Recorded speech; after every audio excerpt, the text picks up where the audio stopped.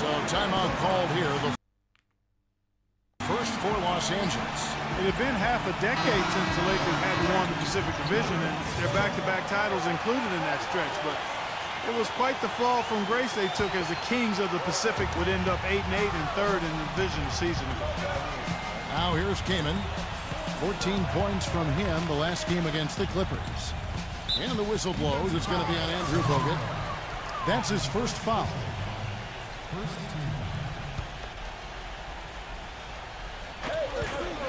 Pass to Gasol. Now the feed to Kobe. And the baseline jumper, no good. Touching back on the Lakers in the Pacific Division, you look at the problems they had with how they played, Steve, and the way the rest of the division stacked up. You could see the problems lining up for them. Well, the division got better, Kevin. I mean, that's the big thing. Both the Clippers and the Warriors turned out to be excellent teams. And, you know, Phoenix and Sacramento, not so much. But in the end, I mean, the Lakers really had to deal with a couple of teams that were just flat out better than them. Here's Iguodala. The pass to T for three. And another shot. No good. Tell you what, they haven't wasted any time getting into the swing of things on the boards. Yeah, and even though it's early, I mean, that's a great sign for them for the rest of the game. And here's Young from the arc. There it is. It's Nash picking up the assists. Young's got himself on the board with 3 there. Warriors leading by 8. Curry dishes to Lee. Back to Curry. Fires the 3. Can't get it to go. You know, he's been off his game this quarter just a bit. Hasn't been able to get a whole lot to go so far. Kobe goes in. No good with the layup. Good if it goes. Pack. It's the Curry. Oh, 3 points right there at the end of the quarter. Only about 1 in 50 of those go down, but that's why you chuck them up there. You want to give yourself a chance. And as we conclude the first quarter, a one-sided game so far. Tune in for a scary night of basketball. Halloween in the NBA. Carmelo Anthony and the New York Knicks go on the road to battle the Chicago Bulls. More NBA this Thursday night.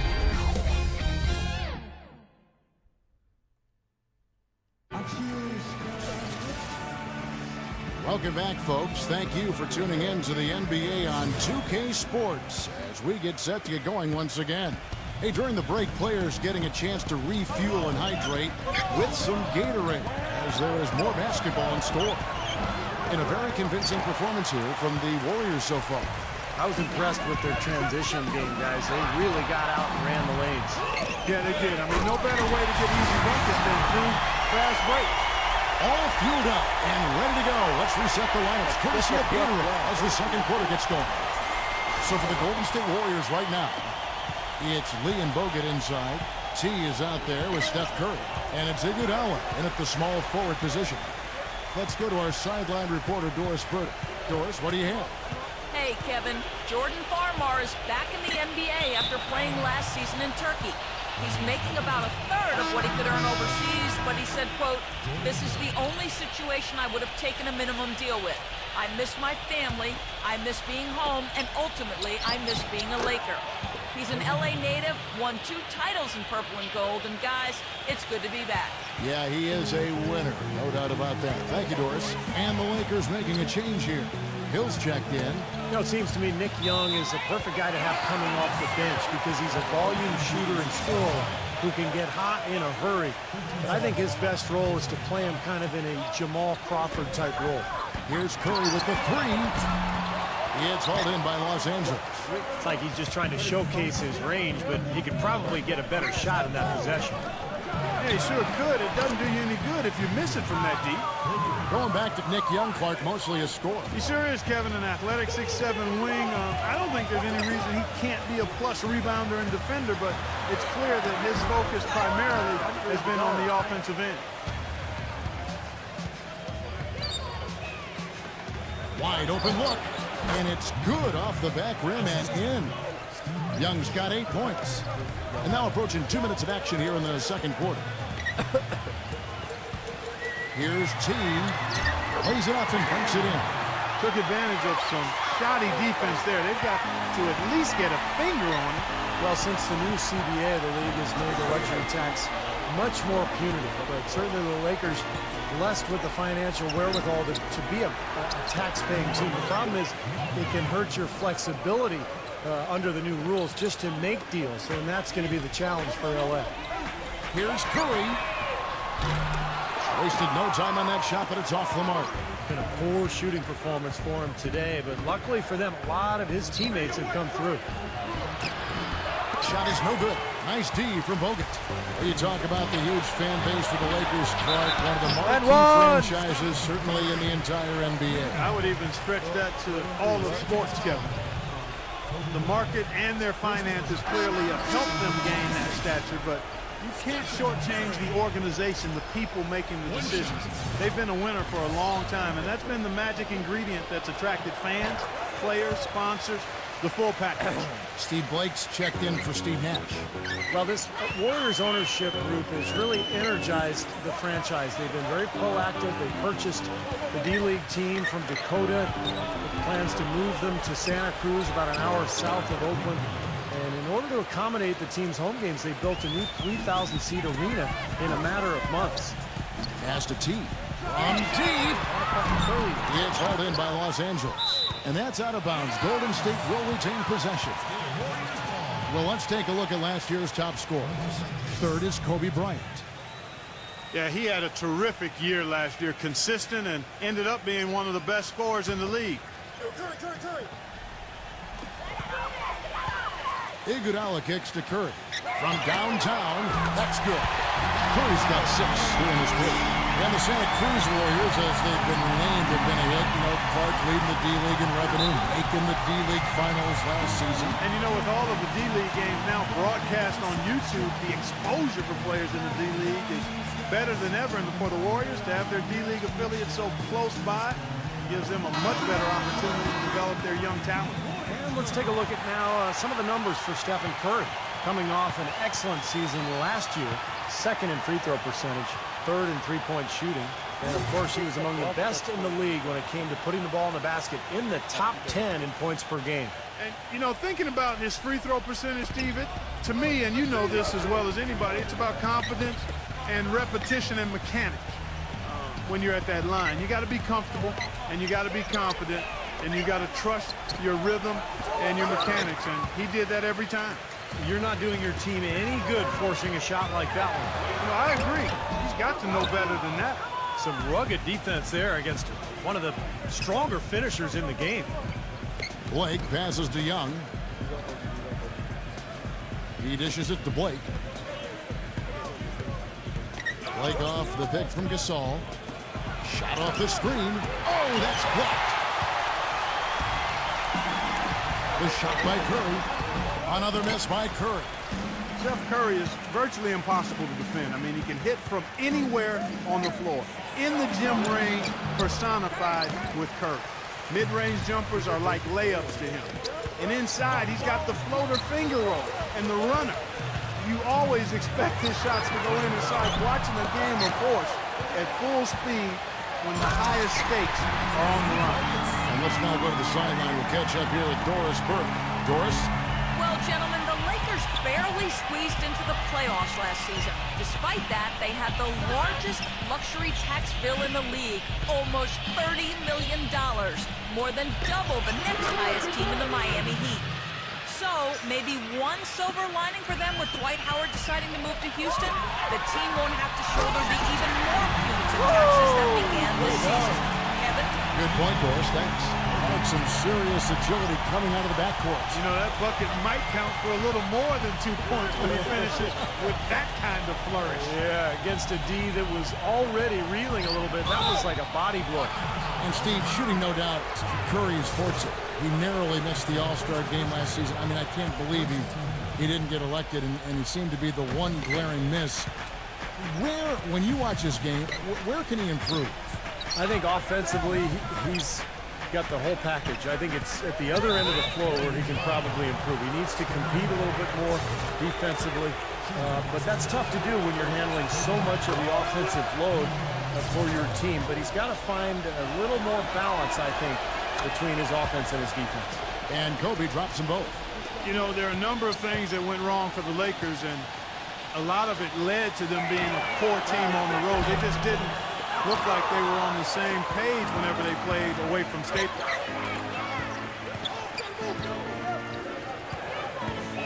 44 seconds left in the second quarter.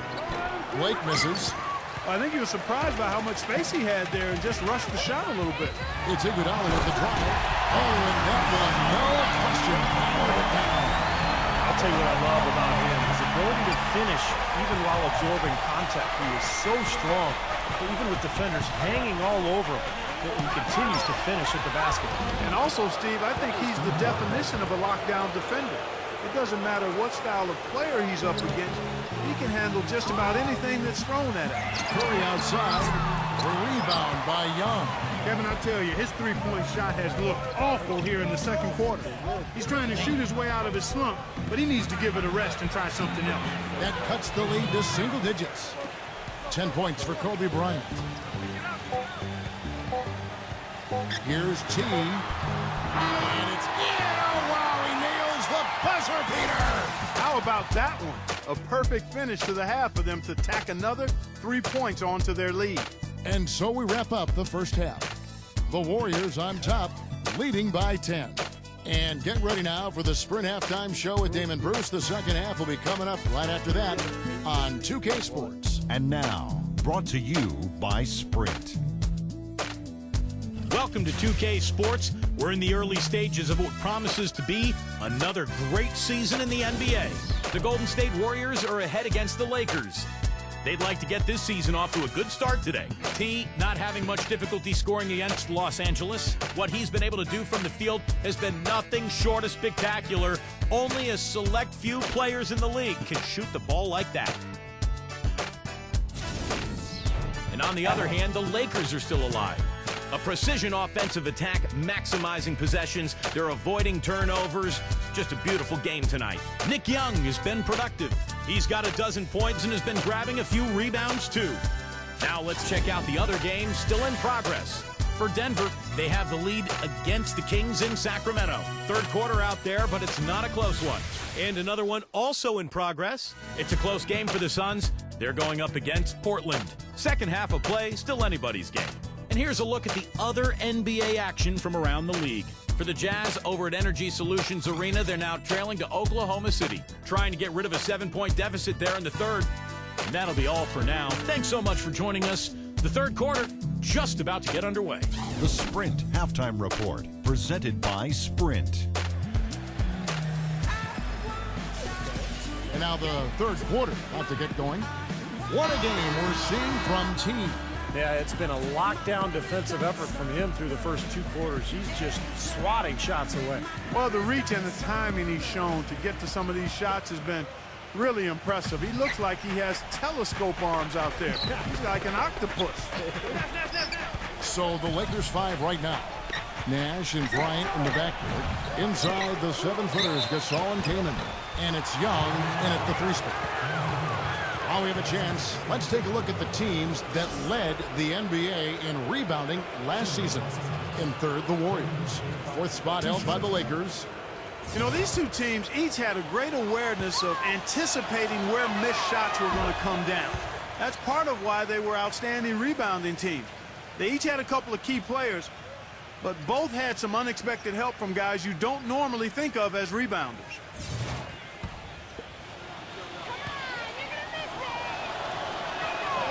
Good on both. You know, it's funny, you look at the Golden State Warriors, they've had the third best home court advantage in the league over the last decade or so. Only the Rocky Mountain teams, Denver and Utah, were better. At Oracle, it's not the altitude, it's the crowd. One of the best in all of the NBA. Iguodala against Nash.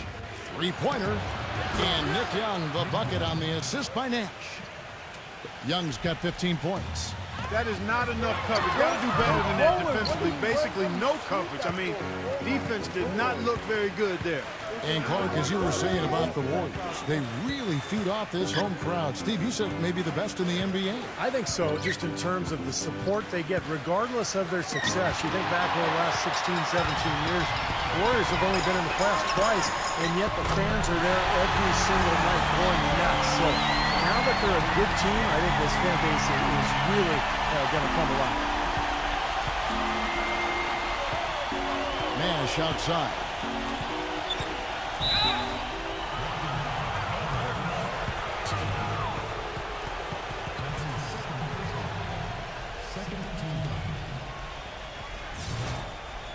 He caught that deep too well.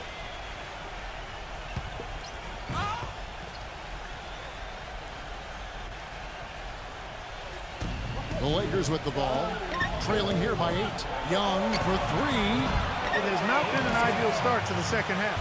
They've missed 3 of their first 4. Well, Stephen Curry, really the engine that drives the Warriors offensively, and I don't know if there's a more entertaining player in the whole league than Steph Curry. I mean, he's one of the elite shooters already early in his career in league history. And he's a leader for this team off and on the court. Just very, very impressive.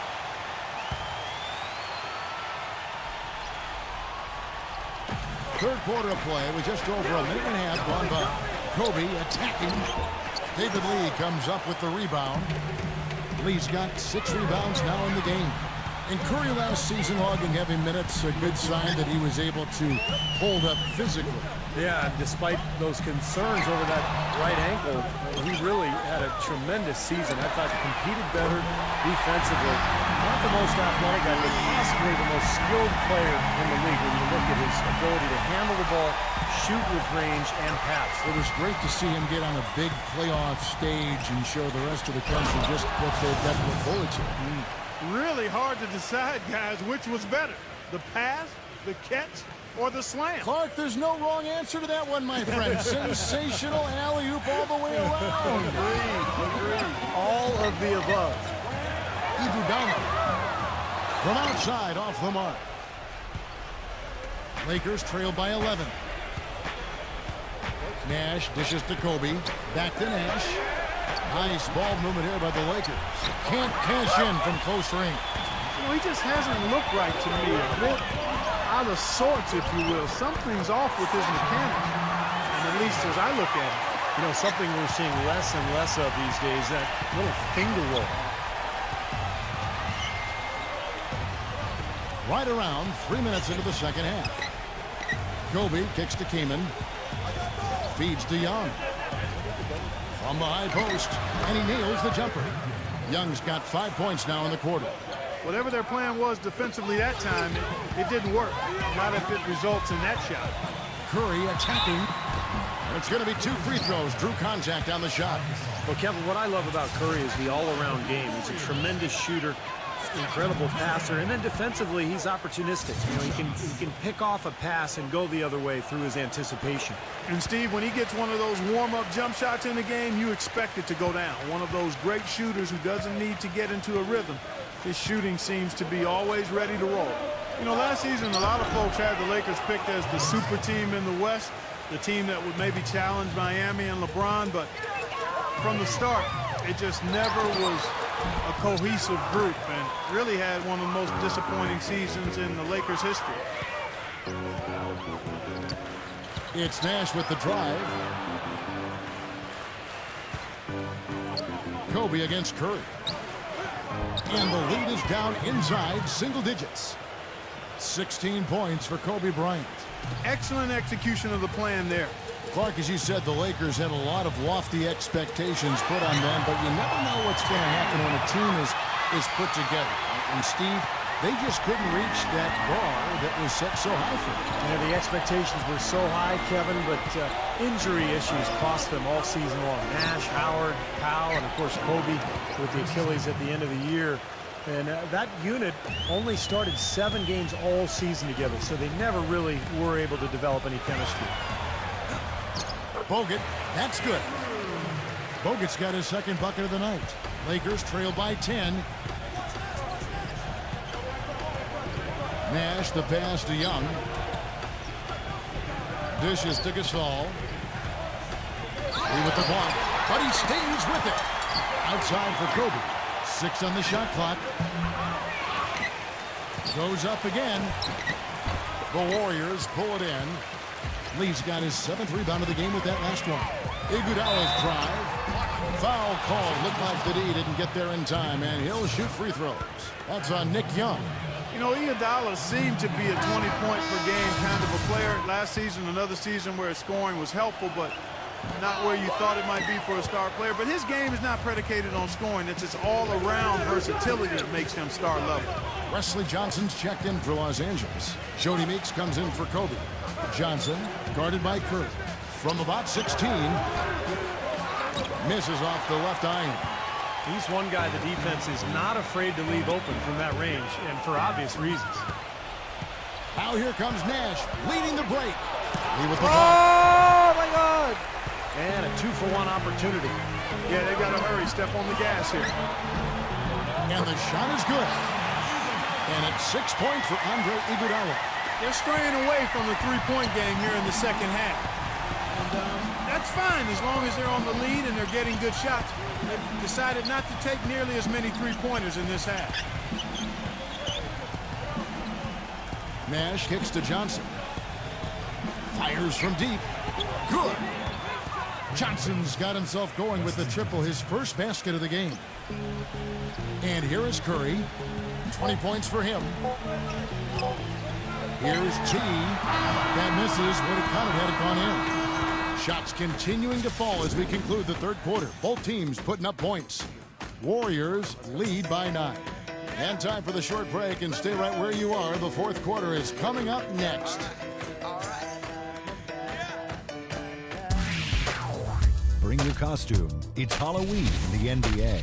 Stephen Curry and the Golden State Warriors take on Chris Paul and the Los Angeles Clippers this Thursday, 10:30 Eastern Time, 7:30 Pacific.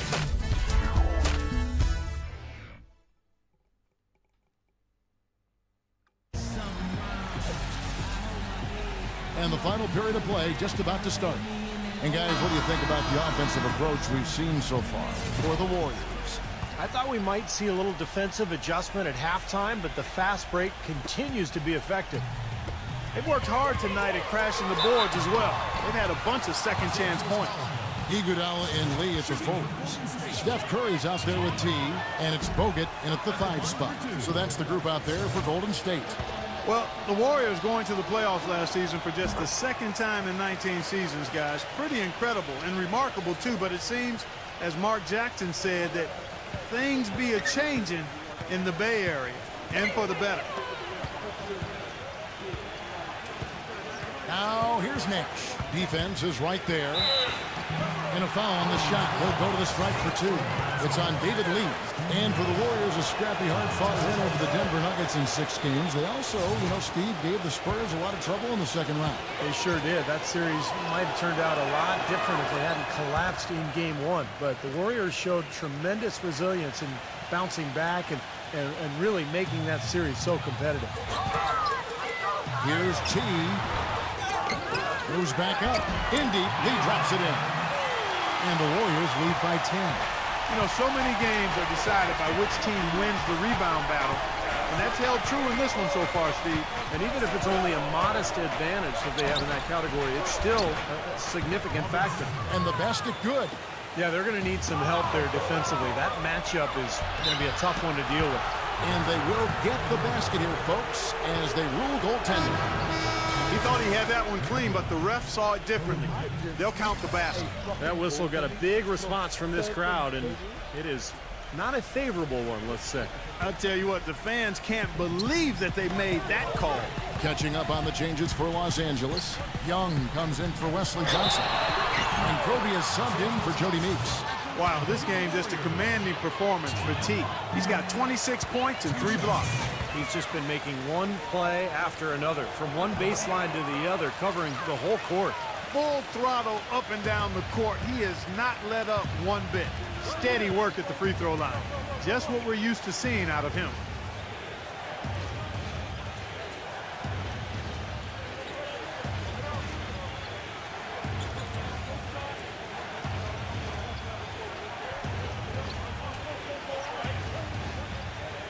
Young dishes to Sacre. Back to Young. Takes the 3. And the foul on Chris Kaman. That's foul number 2 for him.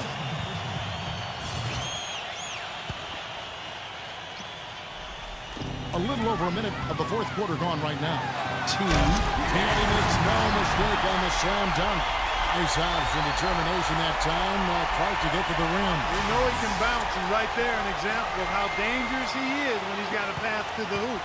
And you love the versatility, guys. Being a point guard, and in this situation, they tack on 2 more points, expanding the lead in a pretty deflating way for the defense.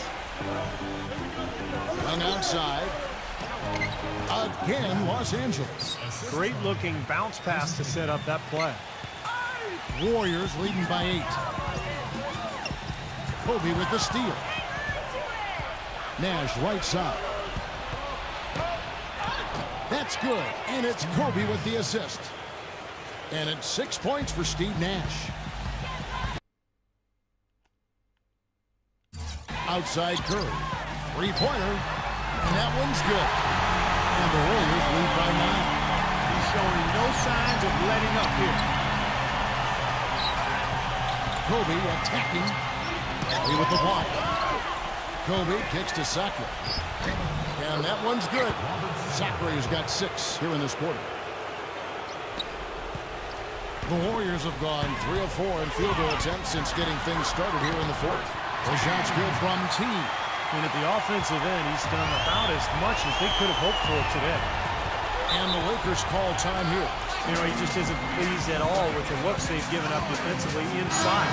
So I think this timeout is all about trying to get his group to tighten up defensively. They just don't look very sharp to me on the defensive side. Doris Burke has an update for us. Doris?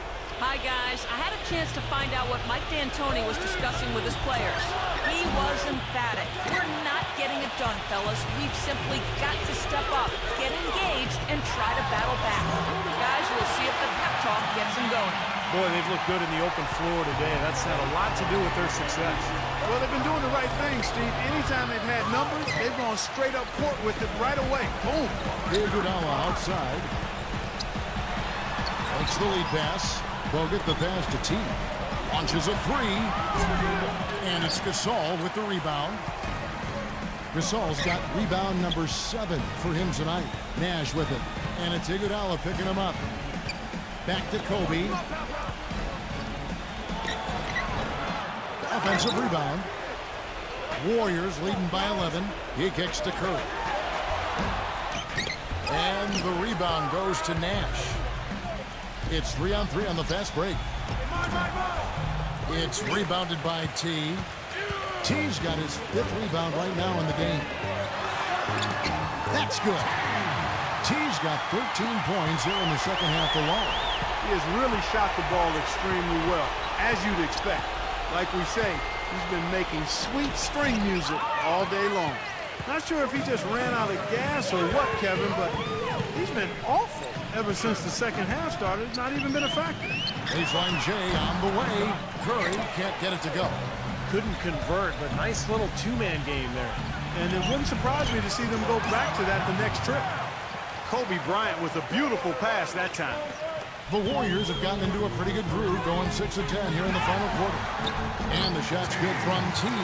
And they're beginning to fall apart a little bit defensively, especially inside. Well, that's 4 straight buckets now at the rim. Nash dishes to Gasol. Back to Nash. He feeds it to Young. 6 to shoot. Nash.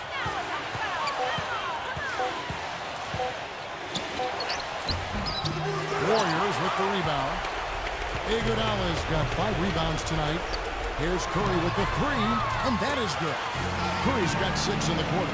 Boy, he's lighting it up from long range this half, really taking advantage of the defense. Here's Kobe. Smooth as silk on the finger roll. 1:14 left in the fourth. Young with the steal. And oh, here we go. Young's got it. The fast break chance. Nash gets to Kobe. And so he earns a trip to the line. Officials saw the contact and he'll shoot 2. Kobe having just a fantastic game. He has 18 points, and he's been delivering a healthy dose of helpers, too. Yeah, he really is. He's always looking to make the passes. Head up, eyes up, trying to find the open teammate. You know, it's interesting. Kobe the last few years has gotten very loose with his opinions. He's not afraid to say it like it is. And I think one of the inflammatory remarks he made that caught a lot of attention was when he mentioned that the Olympic team back in 2012 was better than the '92 Dream Team. Gets it to go. They got on this roll a while ago, and they just haven't looked back. It's interesting. They're like a different team now. Suddenly, they've got energy. You know, it's not going to change anything other than to make their losing margin a little more respectable. Timeout called the Warriors. They're up by 10. 35 seconds left to play here in the fourth. A platoon swap here for the Lakers.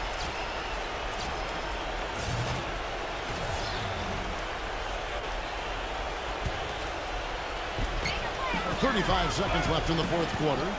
Passes it to Curry. T unloads from 13. He squares up and sinks it. T's got 38 points. Just a little bit more for these fans to cheer about as they get ready to celebrate the win. Well, they can already start to celebrate, Steve, and they should let their team hear it. They were good. Yeah, beautiful drive there, going right around the bigger man. Curry. That one goes. Curry. Boy, they're extending their lead. It kind of feels like they're just piling on here as we come to an end. Well, hey, let's just call it what it is. They are trying to run it up on them. Meeks passes to Farmer.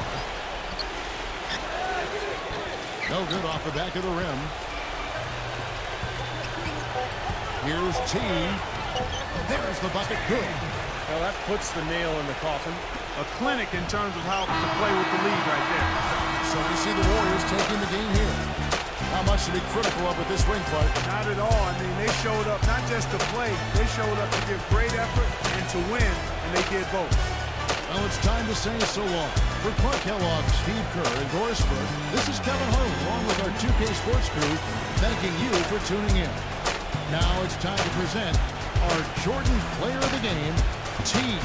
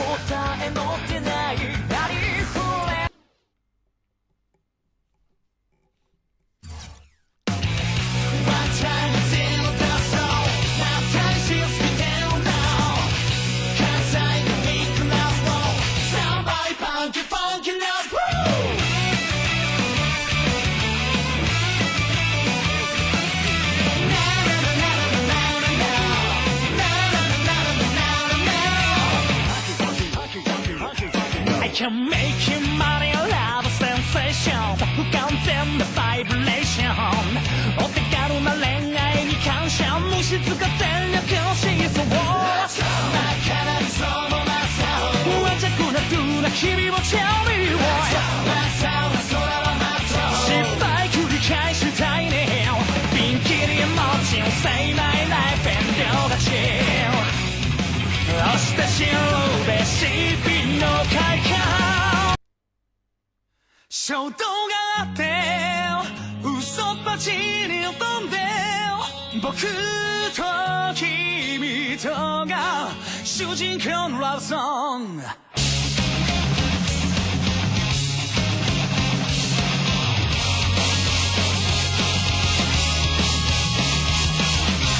どんどん行きましょう強気で攻められたんだ仲間内の笑い話しては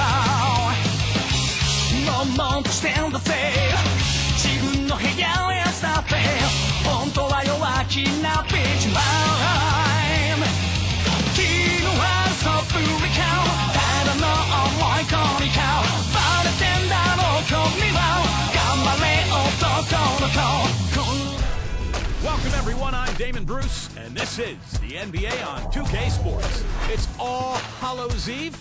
We got a little sweet treat for you. Some NBA action unwrapped. It's going to be the Golden State Warriors up against the Los Angeles Clippers. The NBA right here on 2K Sports. Happy Halloween, everybody. Trick or treat, it's the NBA. It doesn't get any better than this. This is Kevin Harlan alongside Steve Kerr, Clark Kellogg, and Doris Burke. We're glad to get spooky with you tonight. It's the NBA on 2K Sports. A quick check now of the starting lineups for both teams. One of the top caliber players we'll be watching is Andre Iguodala. Well, Iguodala is one of the elite perimeter defenders in the game. And what I love about him is he can guard any of the perimeter positions. 1, 2, 3, doesn't matter. He's so mobile and active, great anticipation, and a really good help defender as well. Yeah, he's outstanding. Even if he's not at the point of attack, he's always lurking in the passing lanes. His defensive awareness enhances his great physical gifts at that end of the floor. A contest in the West. We'll see if the Los Angeles Clippers can deliver the goods here at home. They're getting their first look of the season at the Warriors in this one. They could only manage a single win in 4 tries against these guys last year. And over the course of last season, they dropped the majority of their games when facing this team. Now here's Paul. Blocked. Iguodala against Paul. And there's Stephen Curry on the assist by Iguodala.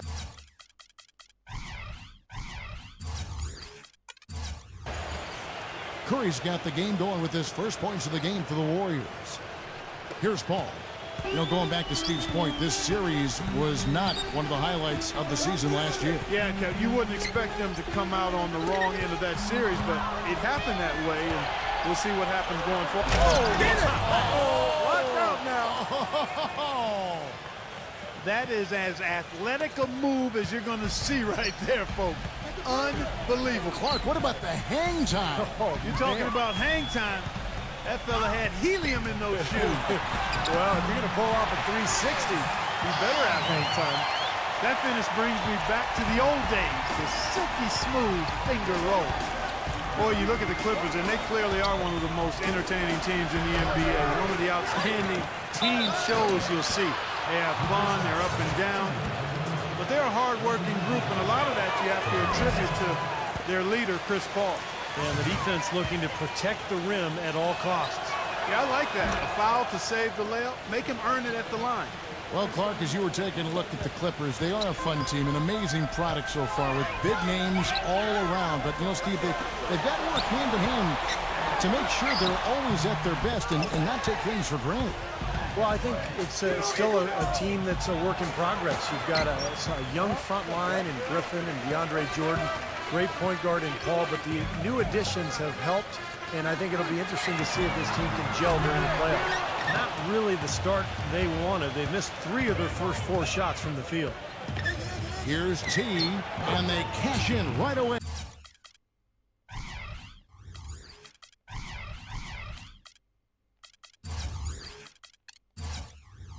With a quick shot. Boy, he's so hard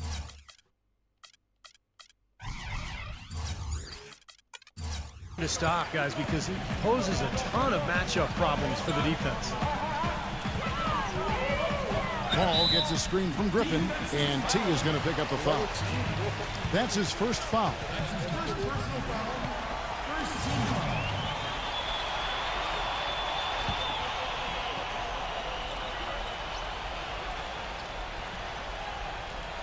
Here in the first quarter with about 2 minutes gone by. And they're now 1 for 5 to start this game, so having trouble finding any offensive rhythm. The knock on David Lee for a long time was that he didn't impact his team defensively. I mean, last year, however, you could see that it was something he was focusing on more and more, and really was a factor with his help defense and rotation. Right side Curry. Eyes yet again. That drops. Curry's got his second bucket of the night. The Clippers have gone just 1 for 5 from the field to start the quarter. It's Crawford with the drive. The Warriors pull it in. Iguodala's got his 4th rebound with that last one here tonight. And Clark, when you talk about David Lee defensively in the past, He's had to play a lot of center, both in New York and Steve now in Golden State. Well, that's probably the weakness in his game. He doesn't have long arms. He's not a shot blocker. But, you know, he can get pushed around a little bit by the stronger centers. And that's why it was important for Golden State to put Andrew Bogut next to him to be a rim protector and to protect Lee a little bit down there. Here's T. Makes it off the glass. T's got 8 points. Very positive opening quarter for them. The shots have been falling. You know, the shooting percentage would be nice if it stayed right there, but that's going to be tough to do. On the wing, Jamal Crawford. No one near him. And a great assist by Paul as that one goes in.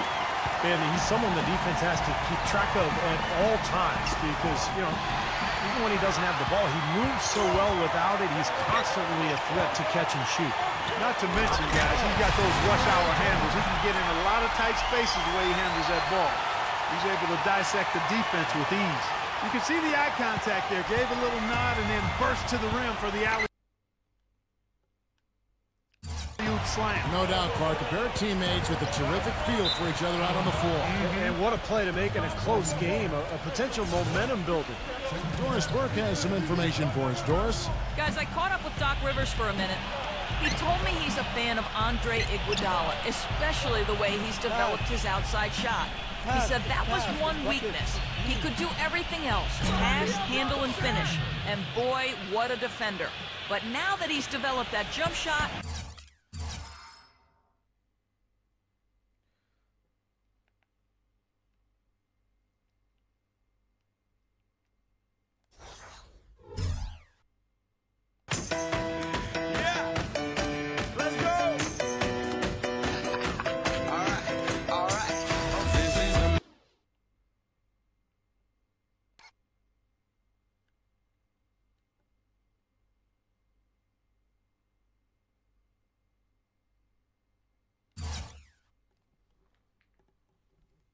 There are really no weaknesses in his game. Guys, that makes it awfully tough to deal with a guy who can impact the game in that many ways. Back to you. Great. Thanks for the report, Doris. Second team foul.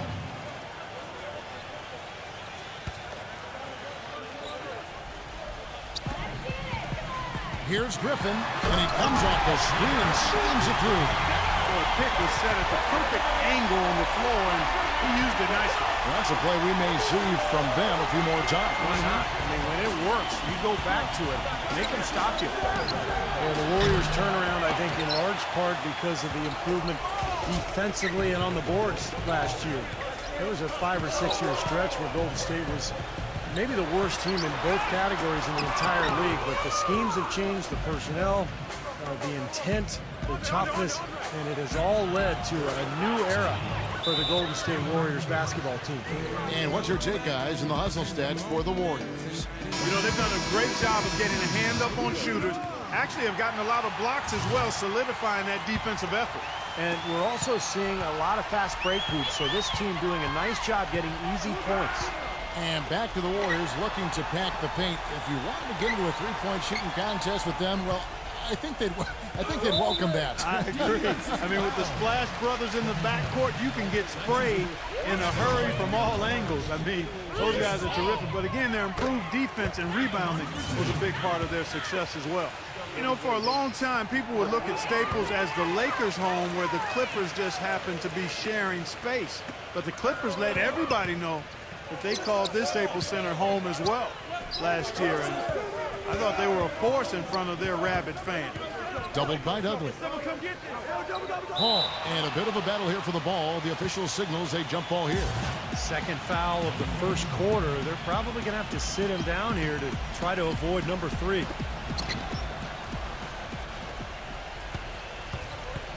Just 5 to shoot. 16 feet away, and that's off the glass and in. And 12 points for T. Well, Clark, as you said, the Clippers really starting to make waves on the landscape here in L.A. as they surpassed the Lakers in wins last season. You know, a big part of that was, Steve, their ability to win here at home. Yeah, 32 wins here at Staples, and when they got out and ran, this place was really rocking. This Clipper team has a roster full of guys that can make a play that ignites a crowd, and some new additions this year, new coaching staff. You know, a lot going on for this Clipper team. Just 1 second between the shot clock and game clock. Wow, that's 3 in the first quarter, and I think if you're the coach, you've got to think about sitting him down. To my fucking monitor, man. Like, what the hell are we doing right now? The Clippers shooting their third and fourth free throw shots of the night. Well, last season they only hit 71% of their free throws, so this is a continuing problem, guys. Yeah, as a group, really a dismal year for them from the line last season, guys. And so Paul nails both of them. He has such terrific form and consistency on his free throws. Beautiful to watch. Curry, guarded by Crawford. From the arc. Curry can't get it to go. And again, iffy shot selection there. Defender draped all over him. Well, you got to understand who's guarding you in that situation. I mean, if he's on you tight, you can't just rise up and try to shoot over the top.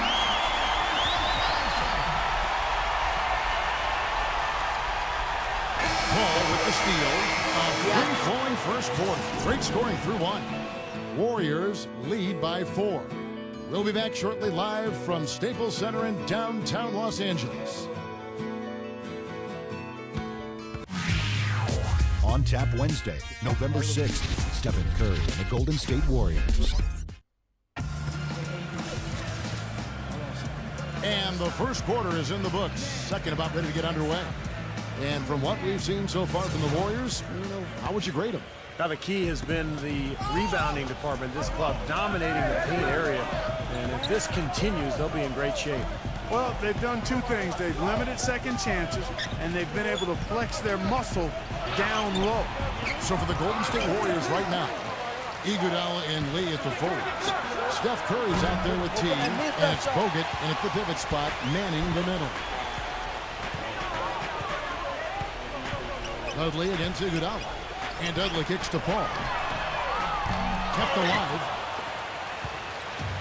Looking at Los Angeles, they want to turn it around after the loss to the Lakers in Los Angeles. Yeah, they gave away a lot of points at the free throw line in that game. Maybe it was being on the road. Maybe they were just out of sync, but something had them rattled. Steve, I don't know if it was the biggest reason for that loss, but clearly the misses from the stripe had an impact. And Doris Burke has something for us. Hey, Doris. Gentlemen, Jamal Crawford will turn 34 this season. One of the quickest players in the league. He said, I'd be the first to tell you if I had lost a step. And the truth is, I have not. I didn't get my normal minutes my first couple of years in the league. When I was younger, I was mad about it, but I think it saved my body. It's funny how it has all come together. I feel like I'm hitting my prime. Guys, he's been playing some of his best basketball over the last few seasons. He always wants to take the big shots, Doris. It's just who he is. Well, his body control is what I notice. I think that jumps off the page when you watch him play, even with the defender draped all over. Look at that athletic play. Incredible. Wow, and that sort of showmanship is just deflating right now to a team trying Clark to get back into this game like this. Yeah, definitely a jam with emphasis. A big apostrophe or exclamation point. How about maybe even a question mark, Martin? Well, you know what the questions are about now? It's their defense, that's for sure. Let's pause to take a look at the teams that were tops in field goal percentage last season. Fourth, the Clippers. Well, I thought, Kevin, they had great productivity from their shooters last year. The guys they were counting on to knock down a high percentage of their shots, they did that. And they hope to see those same kinds of numbers this year. Darren Collison is checked in for Chris Paul. Well, Jamal has always been able to provide a spark of offense in a hurry, but last year he was a force unto his own coming off the bench. A terrific mid-level acquisition for the Clippers. His shooting's been outstanding. Definitely one of the reasons his team is up in this game. Riven sets the screen for Collison. Hope they get it there. Dudley against Iguodala. Crawford drives in. Can't hit from in close. And for Crawford with the Clippers, his best shooting since the 2009-2010 season, Steve, when he won the Sixth Man of the Year award. Well, and he came close to winning it again last season with the Clippers. He's a guy who can create his shot as well as anybody in the league. And the ability to hit tough shots. He's the kind of player you want at the end of games who can create something out of nothing and hit winning shots. Gets it to go. And that's 20 points for T. If it ain't broke, don't fix it. They keep getting in the paint and keep scoring points. Keep it going. Yeah, not a lot you can do defensively when they continue to get the ball inside and get these easy shots. Los Angeles making a switch here. Redick is checked in.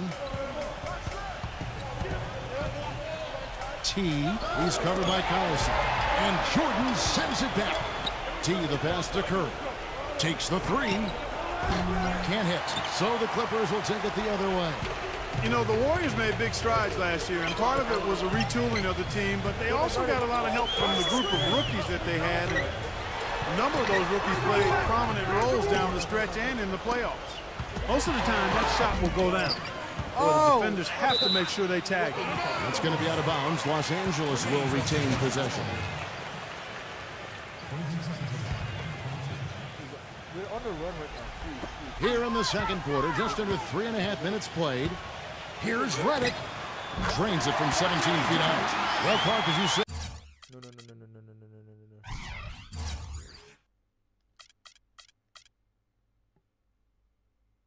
It's actually him, the Los Angeles Lakers coach, JJ Redick. What's your name, bro? JJ? Like you throw JJ Redick? JJ Redick. That's him. The Warriors did lean on their rookies as the season went on. 4 of them in all, with 3 coming in the draft and 1 walking on the roster. Big help, Steve, from them in the opening round of the playoffs. Yeah, pretty remarkable that a team could do that well in the postseason, relying on so many rookies. But it speaks to their maturity, their character, the group they've put together. And it's very promising in terms of their long-term success. Outside Collison.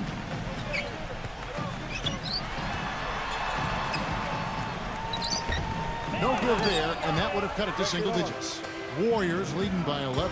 T, he's covered by Collison. Curry passes to T. Back to Curry. The 15-footer, and that's good for 2. Curry's got 7 now in this quarter. And fellas, in this quarter, he's improved on what was already a very good performance in period number 1. A moment to check out David Lee here. What a year he had last season. 5th in rebounding, and he became a real offensive threat, one of the top 15 scorers in the game. And Steve, you look at his top 5 standing and rebounding, I mean, it underscores just how valuable he was to their team in the low post. I mean, he gave them a real presence down there. Boy, I'm surprised he took that shot. He was at a huge size disadvantage in that matchup, but boy, great job to bury it. T, he's covered by Collison. Curry's shot is good. Curry's got 17 now. You know, one aspect of their play today that's really been tight and far superior is their passing. Agreed. I mean, you look at the points, I mean, they're getting a lot of baskets off of assists, so the offense really clicking here. And keeping us updated from the sideline, let's swing it over to Doris Burke for an update. Hi, Doris. Well, gentlemen, the Clippers upgrading their roster this summer, and new coach Doc Rivers feels the new players put them in great position. He said, quote, "They're great fits. They get who they are. They're over themselves. They're just trying to win and do whatever it takes." He added, "We want to be the winner. We don't just want to do a lot of winning. They've done that. Guys, the expectation is clearly to contend for an NBA title." Yeah, building chemistry on the court will be their focus. Thanks, Doris. T. That's foul number 2 on them. It might not warrant sitting him entirely, but another one before halftime, they could be in some trouble. Well, an exciting player, incredible agility, and even when you think you have him stymied, he's great at maintaining his body control in midair and still getting a good shot off. And you've also got to love what a forceful low-post defender he is. If he blocks one of your shots, you remember it. He sends them into the stands to make a point. Redick inside the line. That falls. Great assist by Darren Collison. Now he's gotten his legs underneath him because he's having a heck of a quarter. And a foul called on the shot. Got him on the way up that time, so he'll shoot 2 right here. The Warriors have gone 3 of 4 at the free throw line tonight. That free throw good from T. Both free throws good from T. You know, they've changed their game here in the second. getting a little bit more physical, playing with some toughness now. And, you know, this lead is going to grow if they can continue to get to the free throw line. Left side, Griffin buries it from about 10 feet away. Griffin's got 6 points. Got it off in time. He got it up that time, but it wouldn't fall for him. And we finish one half of basketball. Warriors ahead, leading by 14. Folks, stay tuned for the halftime show with Damon Bruce for all the highlights from our first half. Now, presented by Sprint. The spookiest day of the year. Halloween. It's really not that scary. Not during the 2K Sports halftime report, anyway. The Golden State Warriors are ahead against the Clippers. Nice ball movement offensively, making the extra pass, and it's paying off. T not having much difficulty scoring against the Clippers. He has 24 points. He's been dynamic on both ends of the court, finding teammates, playing tough D on the other end. Not the same story, though, for the Clippers. They're getting crushed on the glass. They better stiffen that upper lip, find a way to get it done. It's CP3 leading the team in scoring. He's got a dozen points, and he's been able to provide some nice assists as well. And let's check out what else is happening around the NBA. The New York Knicks trailing the Bulls out in Chicago. A lot of ground to make up for them, and not a lot of game left. Thanks so much for joining me here in studio. Second half action is coming right up. We hope you enjoy the rest of the game. The Sprint Halftime Report, presented by Sprint. And welcome back to the second half of our Halloween broadcast. It's been over 3 decades since the Warriors have won a division title, guys. It's sad to hear if you're a fan, but they were a lot closer last season than they have been in a long time. Ended up second in the Pacific Division.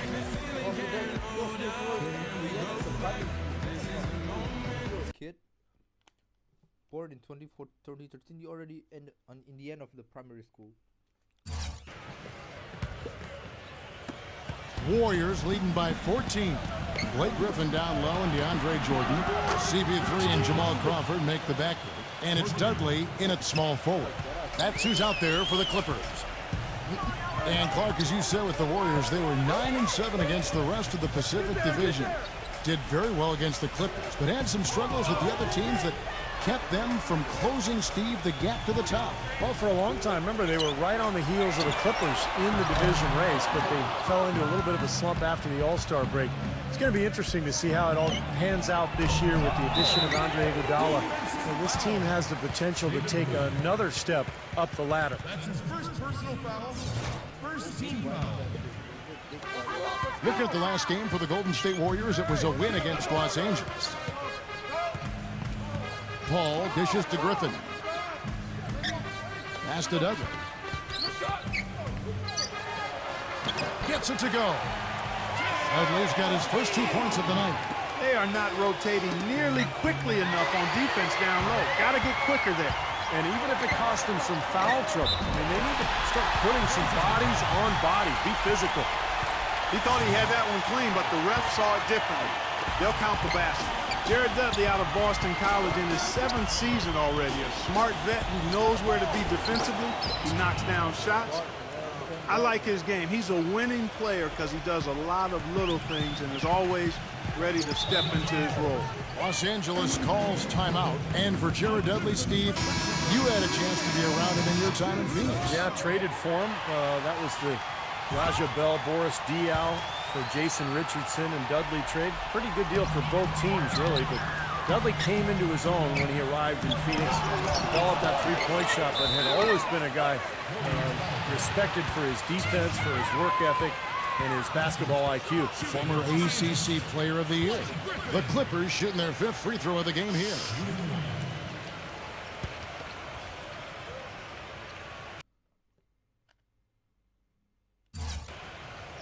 That free throw good from Griffin.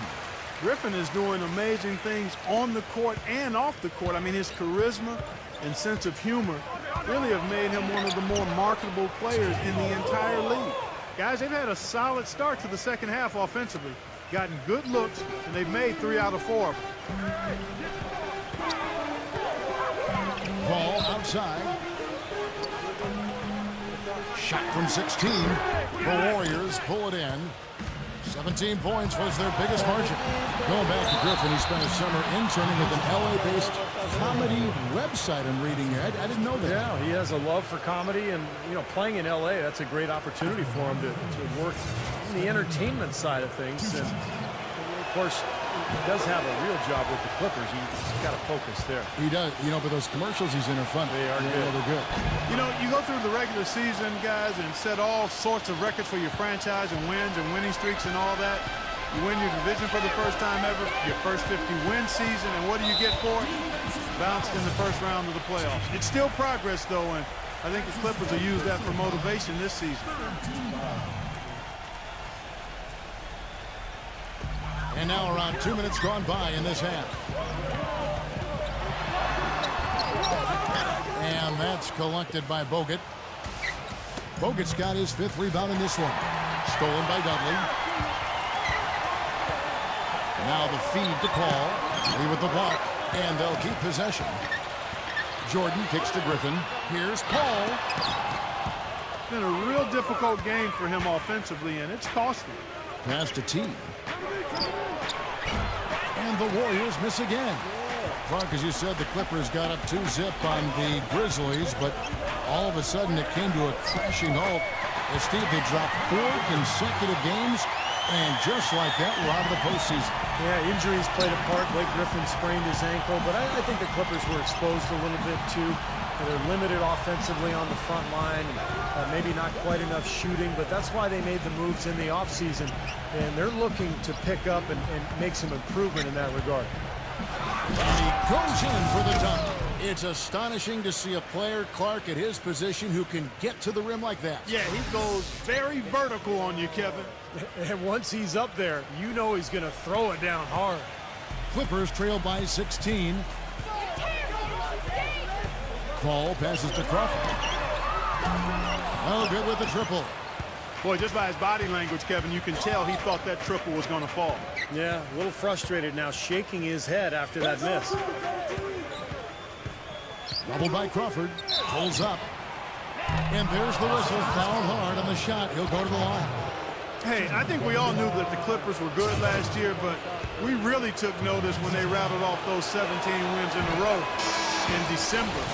That was a franchise record, which had previously been 11, and that's when the league really took notice. Byron Mullins is checked in for DeAndre Jordan. Well, it was the year of the win streak last season with Miami doing what they did and Denver getting hot as well. But you know, Steve, the Clippers had the first lengthy win streak and turned some heads earlier in the season. Yeah, what was that, about 17 games in a row they won? And I thought that kind of established the Clippers in the West, put a little fear in the rest of the conference, and gave L.A. a swagger that I thought helped them get through the rest of the season. L.A. has gone 0-2 from deep to start things here in the second half. And Paul gets it to go in. He's never going to pass up on a chance like that. Even with just a sliver of daylight, this guy can get to the rim. Curry against Dudley.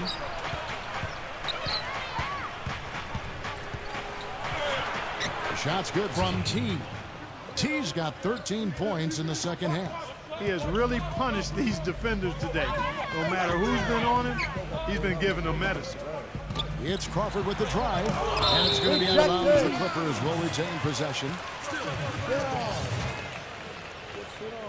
the fuck down. I think I swear too much. Out of bounds, Golden State takes possession. Dumbass. You know, this is an interesting little factoid, fellas. Jamal Crawford is the all-time career leader in four-point play. That's where you get fouled and make the three. There must be an art to it. If there is, he's the master artist. If you battle for the offensive rebound and come up with it, you're guaranteed a high-quality shot on a follow just like he got there. They get it again. Kicks it out to Paul. Back to Griffin. He feeds it to Dudley. Tries again. That's good on the jump shot. Dudley's got 6 here in this quarter.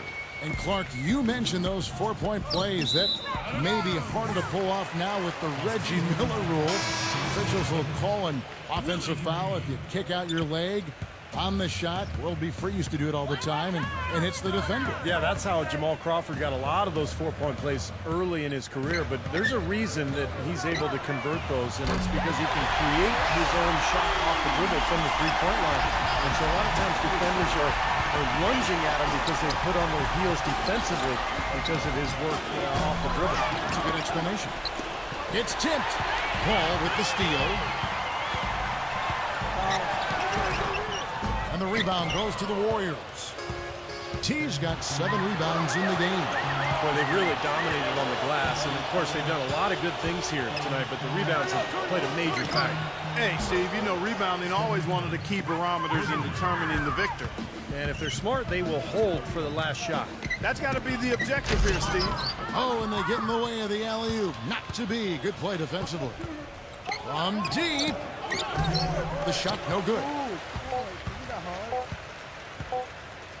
Crawford outside. And no good trying to get that one. And here at the end of the third quarter, it's a double-digit ball game. Warriors lead by 18. And we're coming right back after this break to get the fourth quarter underway.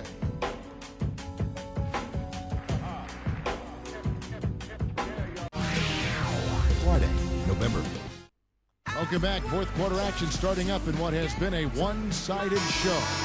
And taking a quick look here, guys, at the hustle stats for the Warriors. Their defense has been outstanding, Kevin. Closing out on shots, blocking a lot of them as well. Another factor here tonight has been the amount of points they've scored off turnovers. All right, now a chance to set the floor, courtesy of Gatorade. Fourth quarter action, all fueled up and ready to go. So for the Golden State Warriors right now, it's Lee and Bogut inside. T is out there with Steph Curry. And it's Iguodala in at the 3, the small forward. The shot's good from T. Boy, such outstanding patience It's enough. 40 is enough. and decision-making for them offensively. Yeah, absolutely. Their ball movement has been outstanding. They are piling up the assists. And it's Paul penetrating from outside the arc. And the rebound goes to the Warriors. Iguodala's got 9 rebounds now tonight. They host the Kings after this game. That game is the first and last of their homestand. Boy, he's putting up big numbers in that 3-point column, guys. Here's Paul. And the shot is good. Paul's got 19 points. That is a terrific effort on the shot. He's giving up a lot of size, but still finds a way to score. I don't think that affected him in the least, though, Steve. I mean, he made it look like he was the bigger guy. Curry gets the bucket. They've done a lot of good work with the ball, really moving both the ball and moving bodies, getting quality chances at the hoop. And they're not wasting chances when they get them. I mean, they're hitting their shots. Griffin goes in. Green. And the 3 off target. Kind of rare to see him come up empty on a wide open look. And so he earns a trip to the line. Officials saw the contact and he'll shoot 2. Well, a lot of people thought Steph Curry should have been an all-star last season. But he still made his mark, the most threes ever in the season. And not just the gunner, but he also became the first player in NBA history to average over 3 triples and 6 assists a game. And the Clippers making a change here. Dudley's checked in, and T is going to pick up the foul. That's it for him. He's fouled out of the game. That could have major consequences, Kevin, with this game still in question.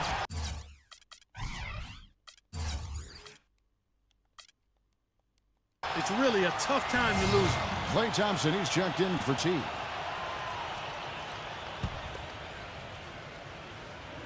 And here is Los Angeles now.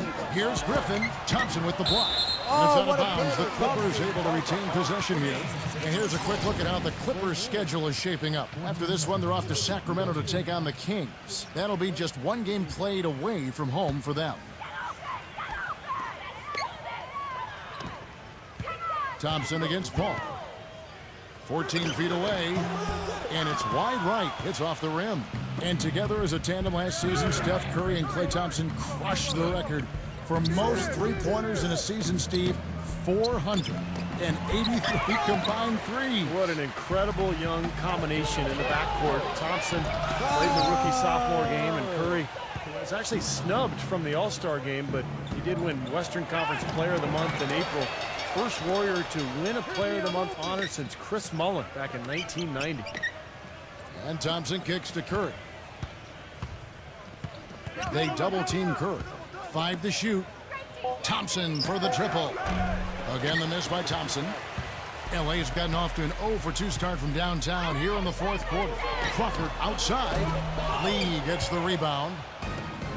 Lee's got 9 rebounds in the game, getting it done. And there's Stephen Curry on the assist from David Lee. 32 points for Steph Curry. This looks like a pregame shoot-around with all the threes they're allowing.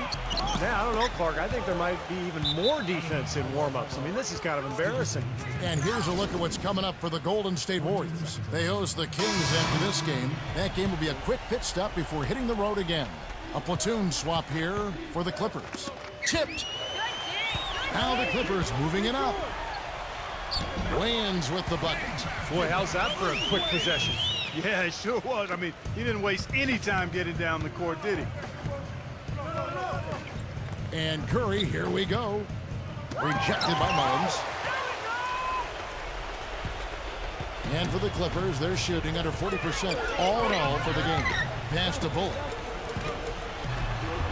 The feather touch on the finger roll. Beautiful.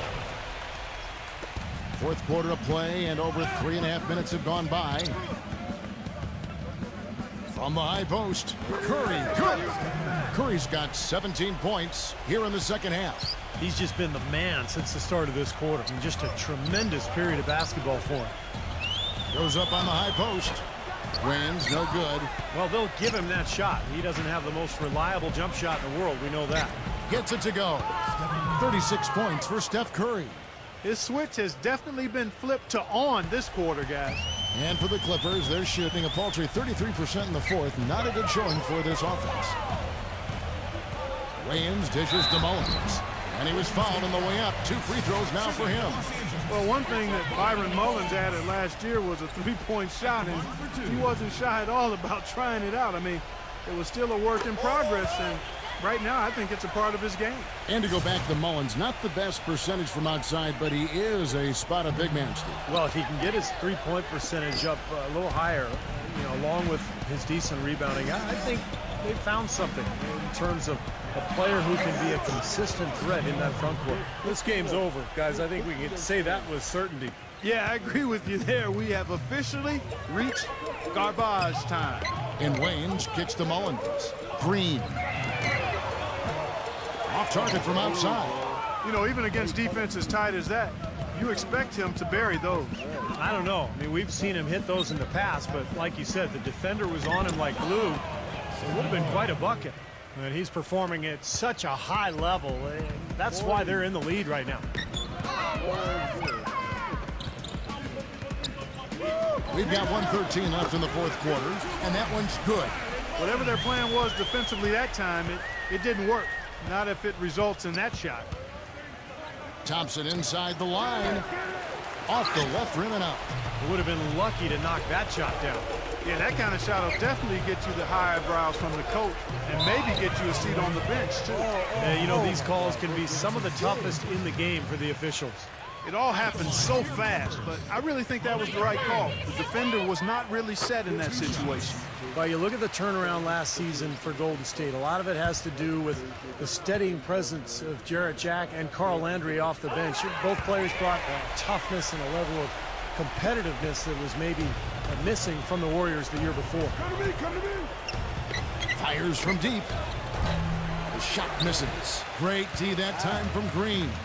He's been wayward and just off on about everything he's put up in this period. Here's Wayans. And the Clippers miss again.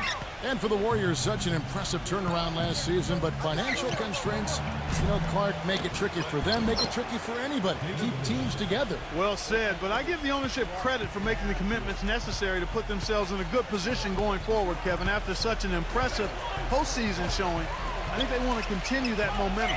Bullock, a three-pointer, no good.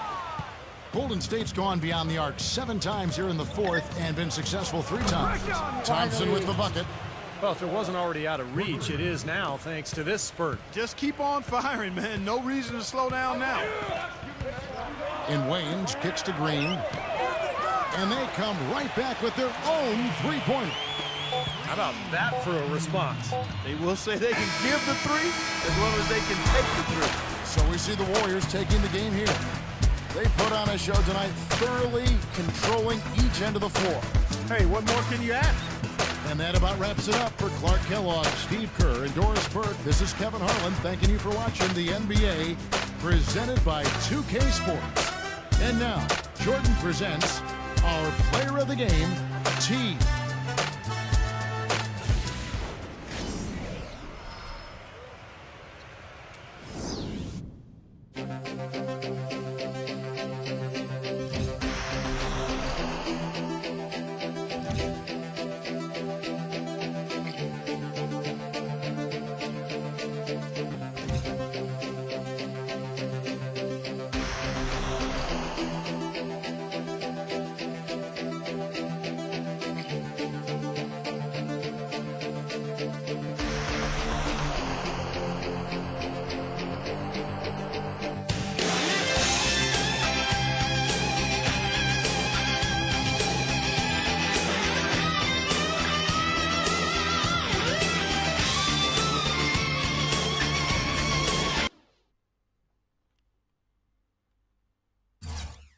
Show.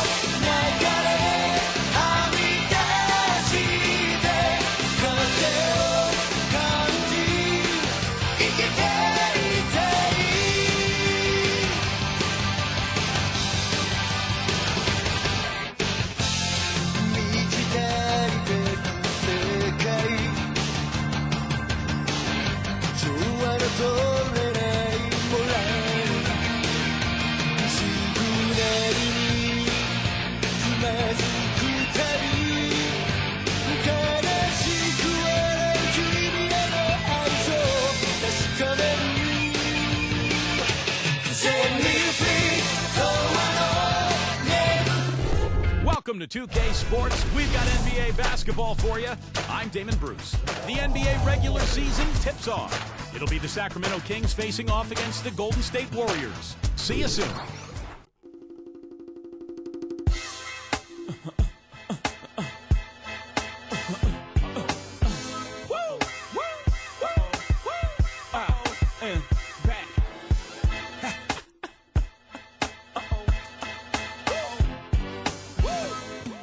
Ladies and gentlemen, H to the Izzo.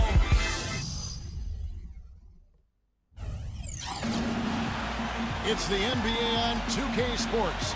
Hello, everyone. Great to have you with us. This is Kevin Harlan with Clark Kellogg and Steve Kerr. Our starting lineups, a look at the matchups here and who we'll see for our starting five for both teams. And guys, what do you think we'll be seeing from Stephen Curry in this one?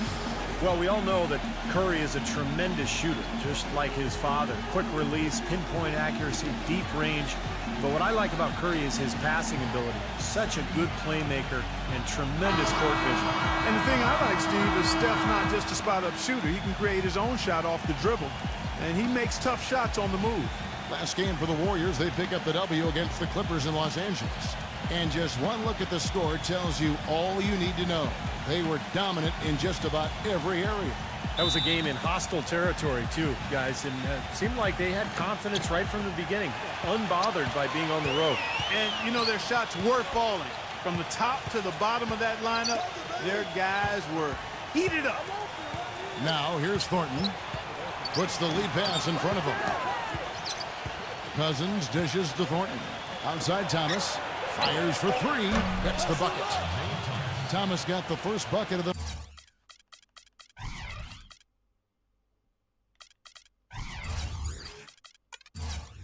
night. A three-pointer for the Kings.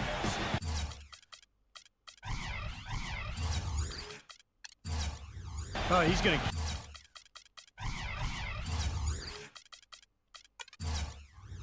keep banging those home if you give him that much space. Well, we knew the Pacific was tough last year's division. They sent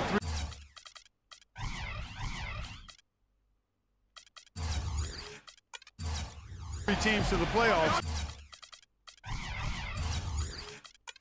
For them anytime they need it. Thomas off a pick from Landry. Thomas kicks to Cousins. Good, and the assist goes to Thomas. Well, as you said, tough California teams, Clark, populating the Pacific, but the Kings actually did well against them. Better than, in fact, you would expect, considering how far apart their win totals were. Not bad. Kings went 7-9 in the division. Of course, Phoenix really struggled last year, and that was part of it. The Lakers had a down season as well, but you know, all in all, I think the California teams are looking stronger going forward, particularly Golden State and the Clippers, so it's going to be tough in that division. Now, here's Thomas after the miss from Stephen Curry. Takes a three, and another three for Sacramento. A little confusion defensively. Yeah, you know what? He sent the D a little message with that three. Here's T, and there's the whistle. Fouled hard on the shot. He'll go to the line. You know, it's very rare that you're going to be able to make the playoffs in the West without coming out with a winning record against the rest of the conference. And the Warriors knew that would be important in their quest for the playoffs, and they handled business against the West. Well, and for the Warriors who fought so hard to get back into the playoffs, last year their 28-24 record against the rest of the West really helped their cause, Steve. Well, the toughest part of the Warriors' last campaign was a rough stretch of games in February where they dropped off a bit in the race. And, you know, a lot of those games were against Western teams. And if you kind of remove that month, their in-conference record is even more impressive. That's the first miss for this offense. They've hit 3 or 4 to start. Curry can't get it to go. Ball's not loose. Lee with the steal. There's the pass to T. Golden State moving it around. And it's Stephen Curry with a three. Curry's got his first bucket of the game, and he's on the board for three. You know, with Steph Curry, it's never been a question about his talent, guys. It's always been a question about how are his ankles going to do. Really, he only missed significant time in the shortened season. For the most part, he's been healthy and highly productive.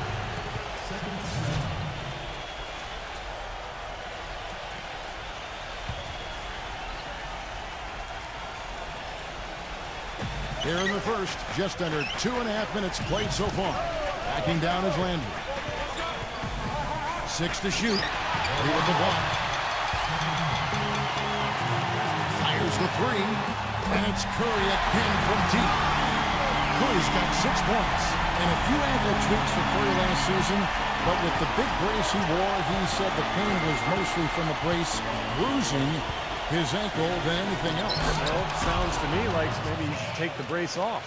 Maybe a smaller brace so Perhaps, he doesn't get the bruising. That would be smart. Exactly. Yeah. Stupendous rush to the rim and a mighty slam on the end of it. But through the teeth of some pretty soft D. I can't help but say that. Well, let's see how that impacts things here. Because those kinds of plays sometimes can be game changers on both sides. For Sacramento, they've gotten 4 of 6 field goal attempts to drop in the first quarter. And I think Doris Burke has something for us right now. Doris? A bit ago, Mike Malone and I were able to chat. He told me he's a fan of Andre Iguodala, especially the way he's developed his outside shot. He said that was one weakness.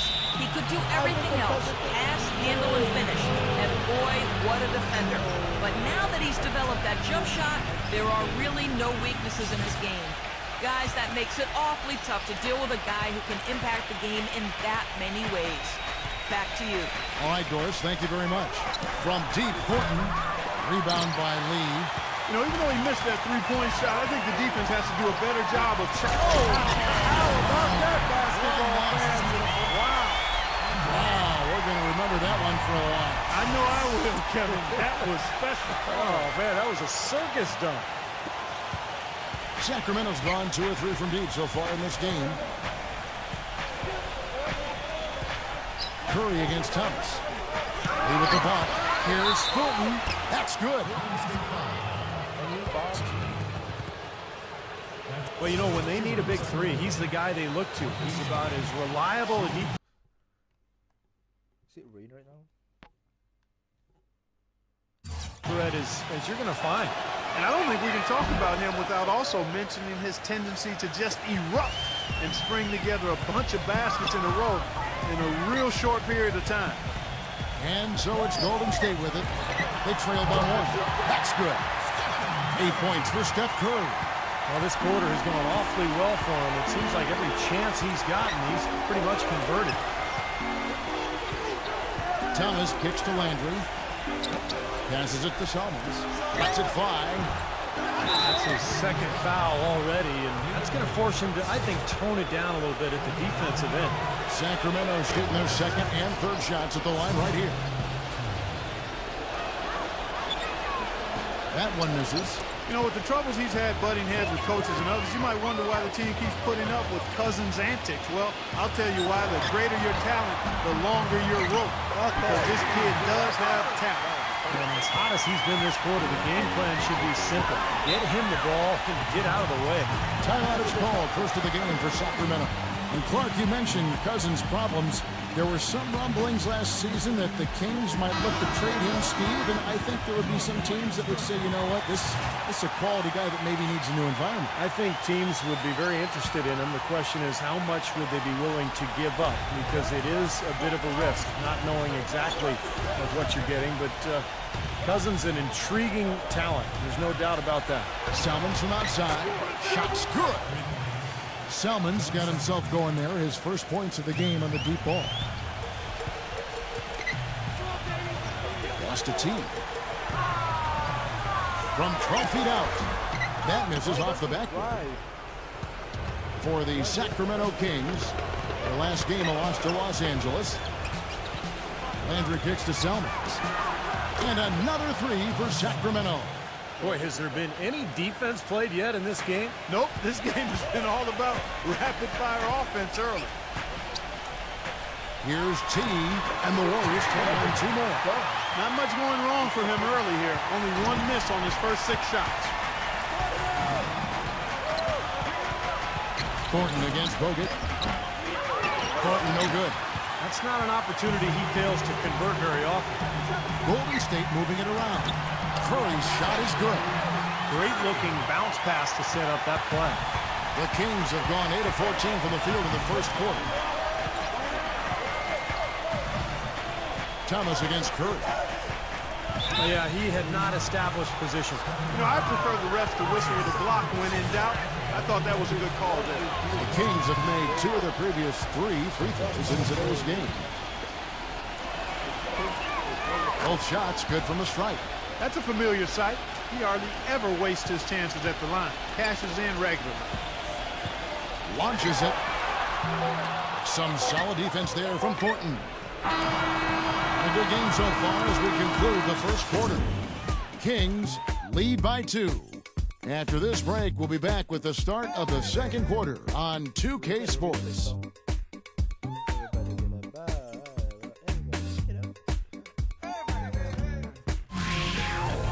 Next Tuesday night, November 5th, Tim Duncan and the San Antonio Spurs take on Ty Lawson and the Denver Nuggets. You don't want to miss it.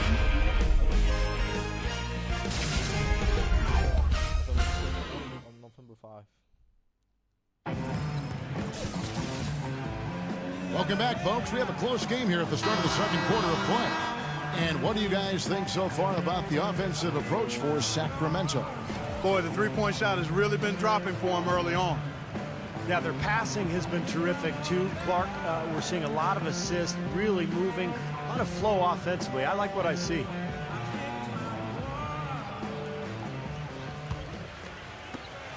The Warriors trail. Clark, this is the first they're seeing of Sacramento. Yeah, they dropped the season series to this team a year ago, so those games definitely were not their best performances of the year. Iguodala and Lee at the forwards.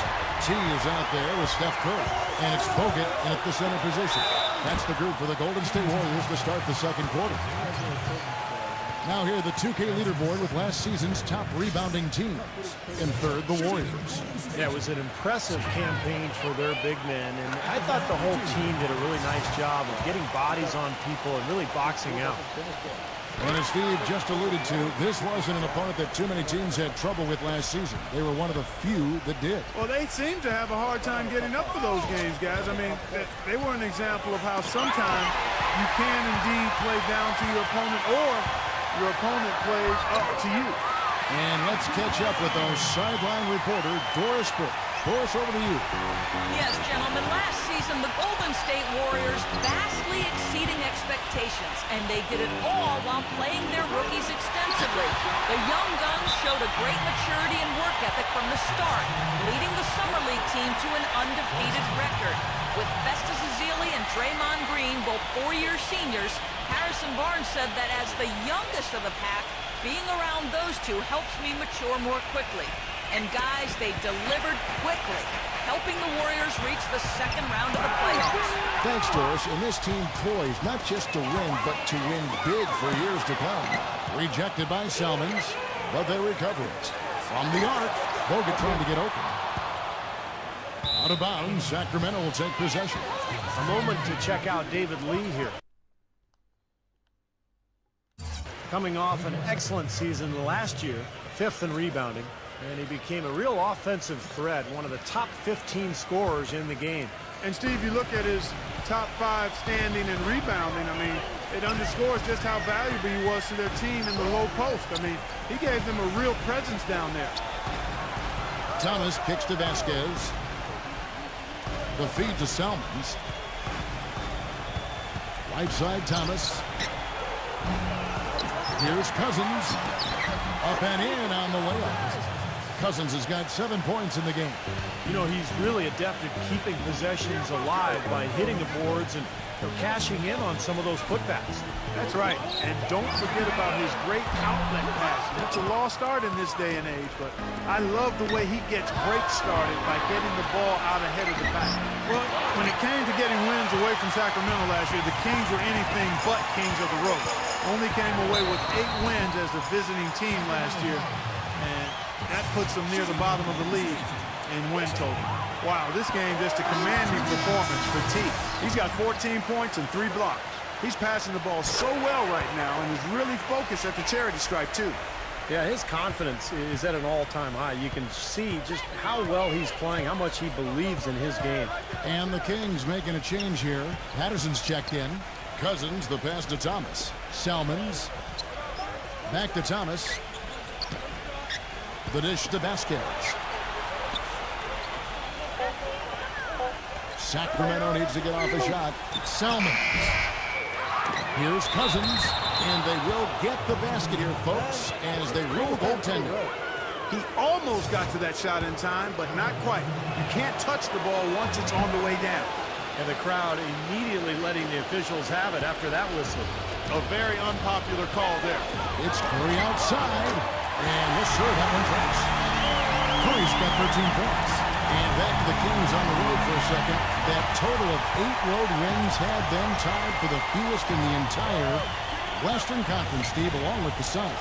It's not a surprise when a team is just bad, when they don't have an identity. Well, there's no way you're going to be competitive on the road. They didn't defend, and they were selfish with the ball. Other than that, they were fantastic. Now, you got to love the footwork. How about that turnaround? T. He's guarded by Thomas. No good from T. Sacramento's gone 0-2 from deep here in the second. Finishes the break with a slam. And these two teams continuing to trade blows like heavyweights in the middle of the ring. So many times tonight, the energy in this building has gone from one way to the other. Well, you talk about some of the breakout players of last season, and at the top of the list for me was Rivas Vasquez. Runner-up for most improved player, 6'6" point guard, improved his shooting significantly and played with a lot of confidence for New Orleans. And Vasquez, originally from Venezuela, Clark, and Steve, you know, you mentioned his passing. Last season, third guys in the league in assists. Yeah, and at 6'6", Kevin, a very good rebounder for a guard. He's not super quick, and that hurts him defensively, but he has excellent anticipation. And you can always cross-match him with some of the shorter two guards, so he's a valuable player in the backcourt.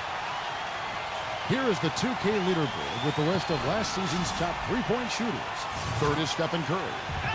One of the great things about the three-point shot is that it gives the fans an opportunity to anticipate it going down. And when this guy touched the ball, everybody thought it was going to be splash. And a little under 3.5 minutes elapsed in the second quarter of play. Selman. It's rebounded by Golden State. You know, he's been off his game this quarter just a bit. Hasn't been able to get a whole lot to go so far. And they're off to Philadelphia after this game as they'll take on the 76ers. Sets in motion a 4-game road trip for him. Mike Malone, the new head coach of the Sacramento Kings, son of a former NBA coach. Mike has been credited with helping teams improve their defenses, whether it was in New Orleans with Chris Paul, last season with Golden State. But Malone very well regarded in NBA coaching circles. It's been a real difficult game for him offensively, and it's cost him. Here's T. And a kind roll that time off the rim as that one falls. Now it's a 5-point Warrior lead. Sacramento's gotten a success rate of just over 50% from three-point tonight. 4 of 7 shooting. And the Sacramento team, Clark, not without offensive talent, but their defense has been their shortcoming. And that's the area they've got to ramp up and improve. And Coach Malone is going to have an opportunity to put his stamp on this team by improving them at the defensive end of the floor. Okay, well, let's check in with Doris Burke reporting from our sideline in this game. Doris, take it away. Gentlemen, even though Draymond Green was the 35th overall pick out of Michigan State, he found a way to contribute right away for the Warriors. Coach Mark Jackson.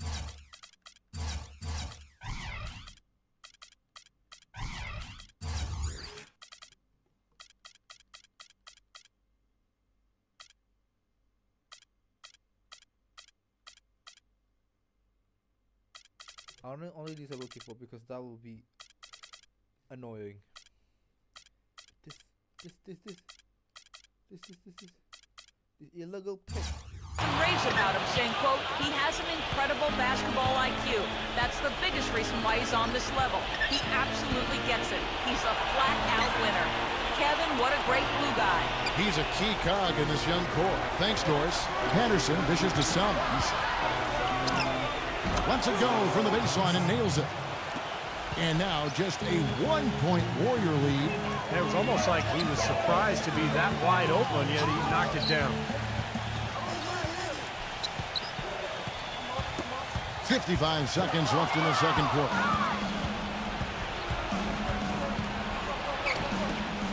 From 12 feet out. Good, and the assist goes to Thomas. Thomas got 3 assists tonight. Clark, you talked about a back-and-forth game. This is the definition of it. Yeah, no doubt about it, Kevin. I mean, not even through the first half, and it's been one heck of a battle. Well, these are the kinds of games you love. I mean, two good teams going head-to-head, an even matchup, and both sides very competitive, on their toes tonight. The Kings shooting their 7th and 8th free throw attempts for the game right here. And this club shot 77% as a team last year. Good, not spectacular, but solid. McLemore's checked in for Vasquez. Count that one. And that's 18 points for Steph Curry. What a job he's doing here. I mean, his second quarter has been even better than his first, and that was pretty good. About 7 seconds separating the shot and game clocks. The 3 from Thomas. Good. Thomas got 11 points. This is great. Three-pointers going down quickly at both ends. Yeah, it took them no time to answer back on that possession. Back to Curry. He dishes it to Iguodala. Pass to Curry. There's the three. Another three for Golden State. His performance from long range has been incredible. I know that was your shot, Steve, and today it's his too. So the clock runs out with the score tied going into halftime. And coming up after the break, it'll be Damon Bruce breaking down all the highlights from the first half of play. Now, presented by Sprint. Welcome to the 2K Sports Studios. Such great rivalry going on tonight. Let's check out how the first half has gone. The Warriors are putting up one heck of a fight, playing a team they know that they can beat, but will they? We still got a game. T having himself a big-time game. At the break, 21 points and seems to have a hand in every defensive play. He's all over the court. On the other hand, Sacramento also giving it their best. They're crashing the offensive glass with reckless intensity, tremendous hustle. A phenomenal performance by DeMarcus Cousins. How's that for a shooting percentage? 100. Yes, 100% from the court. Not too bad. And now let's go around the NBA to check out what's happening. The Houston Rockets in front against the Jazz at Energy Solutions Arena. Big advantage out there in the third. And another game going on. It's a close game for the Mavericks going up against Memphis. Some good action there in the third, and we still got a close ball game. And here's a look at the other NBA action from around the league. The Trailblazers out at the Rose Garden, currently trailing to San Antonio. Saddled with an 11-point deficit there in the third. Now let's head back out to the start of the second half. Kevin Harlan, Steve Kerr, Clark Kellogg, and Doris Burke take it away. The Sprint Halftime Report, presented by Sprint. And as we return, a lovely view of downtown San Francisco, panning over the Embarcadero and the Bay Bridge.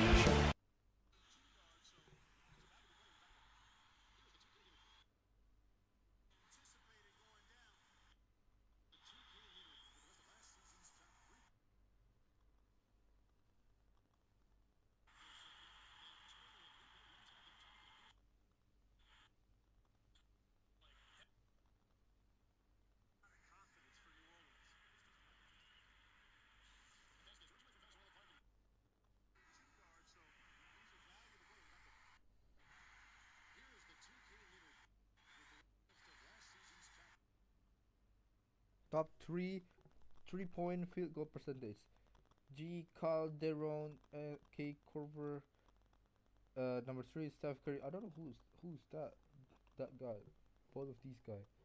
3 of these guys, and number 4 is Ilyasova in Milwaukee, and the 5th one is Steve Nash. It's from Dallas and Atlanta Hawks and Milwaukee. Them. Alright then. We're seeing a tremendous game from team. Yeah, the defensive effort and intensity has been fantastic, and you can tell he's really inspiring his team with his play.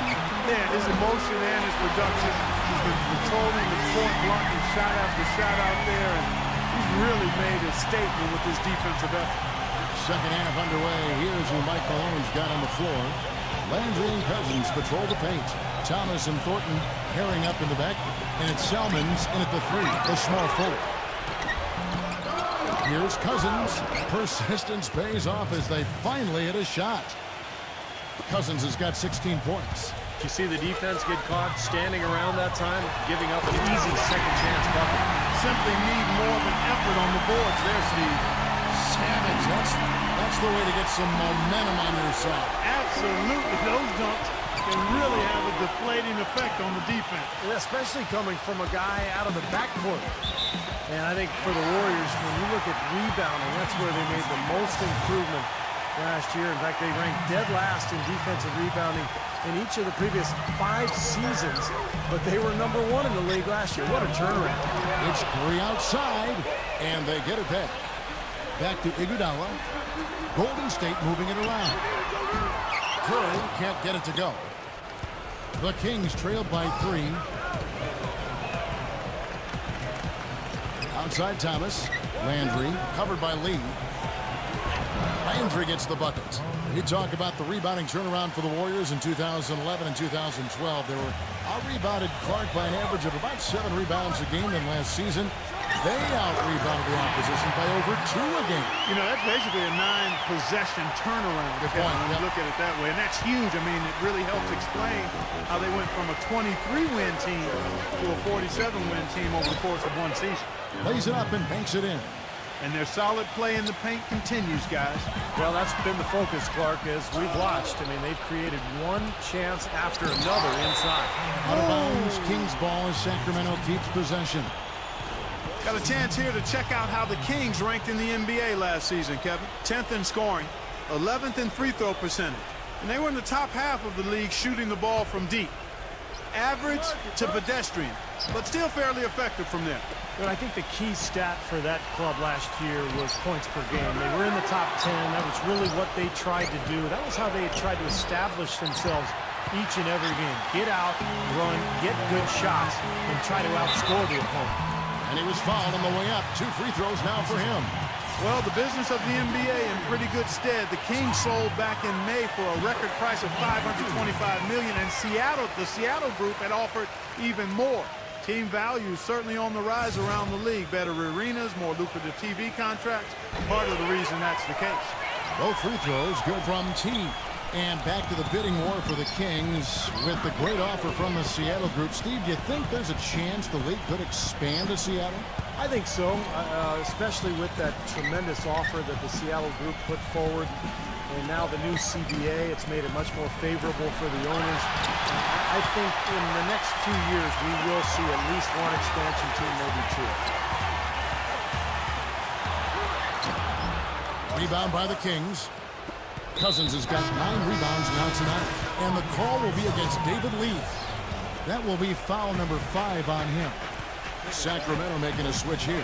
And Mbah a Moute's checked in. Thomas against Curry. Here is Mbah a Moute. The shot is off. And Golden State will come the other way. He feeds it to Curry. Really shaking. Boy, he's just dangling from the rim after sending it through there. You can see which team now has the swagger, Clark, right now. Yeah, exactly. It's with them. Yeah, but you don't want to do too much to get an opponent riled up, though, either.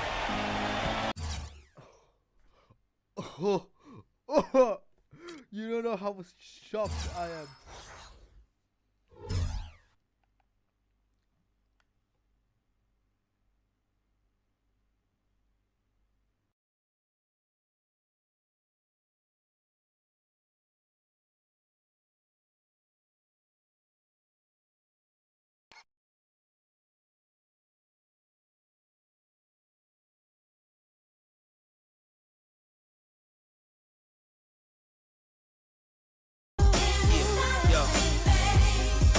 Yes, I does that.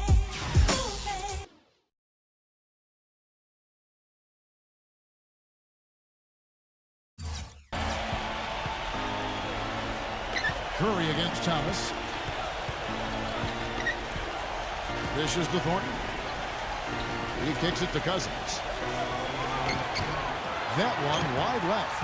You know, the way he played last season and the strides he made in terms of defensive presence. Unreal. Mark it up. Wow, and that sort of showmanship is just deflating right now to a team trying Clark to get back into this game like this. Yeah, definitely a jam with emphasis. A big apostrophe or exclamation point. How about maybe even a question mark, partner? Well, you know what the questions are about now. It's their defense, that's for sure. Outside Curry. Let's go. Can't get it to go. Nice D from Thornton. The Kings trailed by 5. Marcus Thornton on the win. The Warriors pull it in. Curry's got 3 rebounds so far in the game. This one for 3. Sacramento grabs the miss. Atlanta will be traveling to face them after this game. That game will be a quick pit stop before hitting the road again. You know, that Atlanta game has a lot of attention on it. Here's Thomas. Kicks it to Mbah a Moute. Feeds it to Thomas. That doesn't go either for Thomas. You know, something that's kept this game close is the fact that the rebound totals are almost identical. No separation there. Not yet anyway. No good from T. And the whistle blows. It's going to be on Andrew Bogut. That is his first foul of the game. Some changes for Sacramento. Hayes comes in for DeMarcus Cousins. And it's Selmans in for Isaiah Thomas. Selmans, no luck. And it seems like nothing is falling for him this quarter. He's really out of his rhythm. And he'll shoot free throws here. Clearly fouled on that shot that time. The whistle blowing.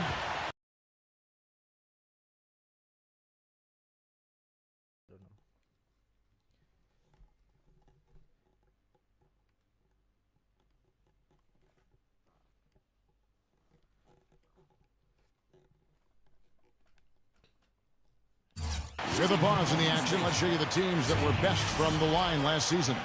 The Warriors, 4th. You know, it's interesting when you look at this team, Kevin. I mean, they found a way to get their whole team to knock down free throws at a consistent level. I mean, a team that can't make free throws, that's a huge liability and one you don't want to deal with. They'd like to repeat their success at the line this year.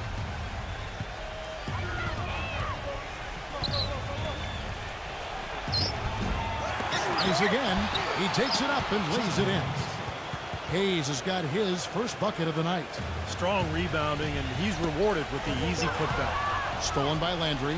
And now Sacramento on the break. Horton's got the ball. 46 seconds left to play in the third. And normally that's a shot people make, but that's not really his bread and butter there. It's Curry outside. It's hauled in by the Kings. The question is, do they go 2 for 1 here? Can they get a good shot in time? That's the question. Thornton with it, and it's Iguodala picking him up.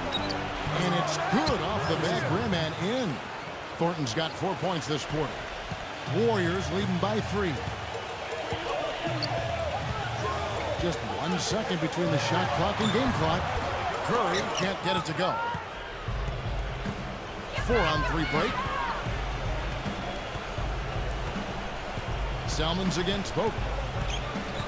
Looking to end his cold spell, and that's 2 points on the layup. Selmans got 14 points. Gotta love the finger roll up and over the defense. Here's Curry, and it would have counted had it fallen, but it's offline. That concludes the third quarter. It continues to be an exciting neck-and-neck game. The Warriors on top. They lead by 1. Don't go anywhere. The final quarter is coming up next on 2K Sports.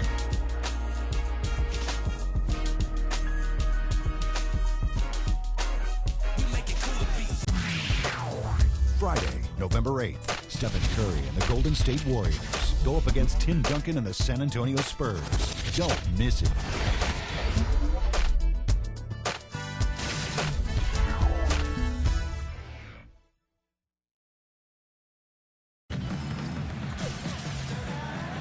All right, we welcome you back to what's been a hard-fought battle. Fourth quarter should be good.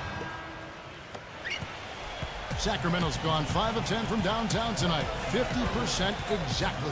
It's Lee and Bogut inside. Steph Curry's out there with T. And it's Iguodala in at the 3 spot. So that's the group out there for Golden State. And what's your take, guys, in the hustle stats for the Warriors?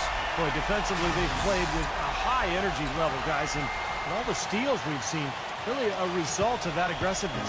They've repeatedly gotten out on the break tonight as well and scored a lot of baskets in transition. Iguodala against Thomas. Here's Thornton. And a foul on the shot. He'll go to the stripe for 2. You look at Marcus Thornton out of LSU, 6'4", a scoring guard. He can really light it up in a hurry off the bench. And for Thornton, a second rounder back in 2009. His size does hurt him defensively, but you have to say he's exceeded expectations, Clark. I think so, Kevin. He surprised a lot of people with his ability to provide instant offense. He is pretty locked in with tunnel vision offensively. He's myopic now at that end of the floor. He's thinking about getting the ball and scoring the ball. But in his role, I think he's perfect for it. DeMarcus Cousins, he's checked in for Sacramento. Chance to check out the Sacramento Kings' upcoming schedule. Atlanta will be traveling to face them after this game. That game is the first and last of their homestand. A lot of fans focused on that matchup for Portland. Thomas against Curry. Thomas goes in, gives him the lead pass, and they take the lead. Boy, they are just destroying them in the paint. You could say that again, Steve. The defenders just aren't aggressive enough down low. Here's Team. It's good, and he drew contact on the shot, so he will go to the line. A three-point play chance here.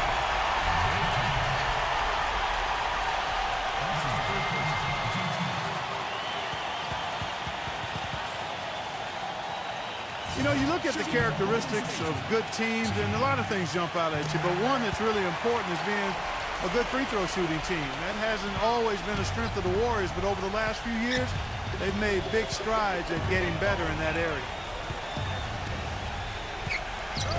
The pass to Selmans. And it's sent back by Bogut. And up the court come the Warriors on the break. Curry's got the ball. Boy, this is shaping up to be a real barn burner.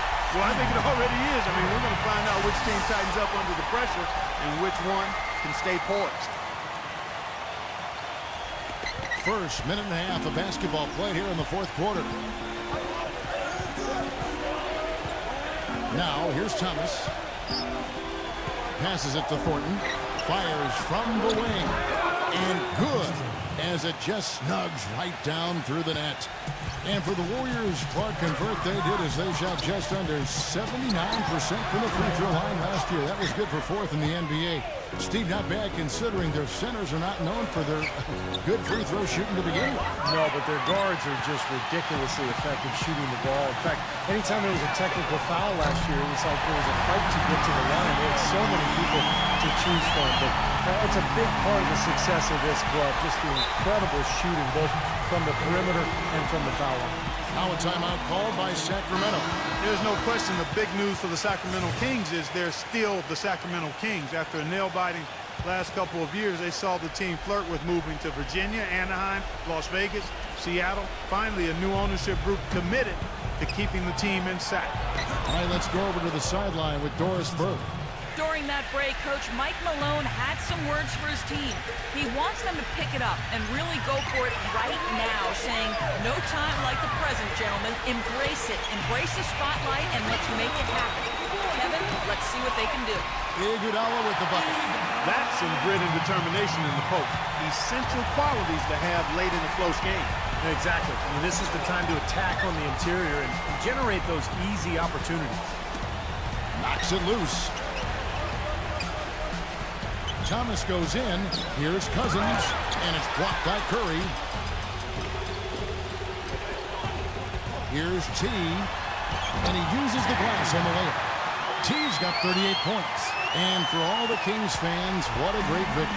Former three-time NBA All-Star and Sacramento native son, Mayor Kevin Johnson, instrumental in securing financing for the new arena, and Steve campaigning with the league's owners to keep the team in Northern California. I think it surprised everyone, Kevin. Seattle made such a strong bid. I think most people felt the team would end up in Seattle, but Johnson did his job. Sacramento stepped up to the plate.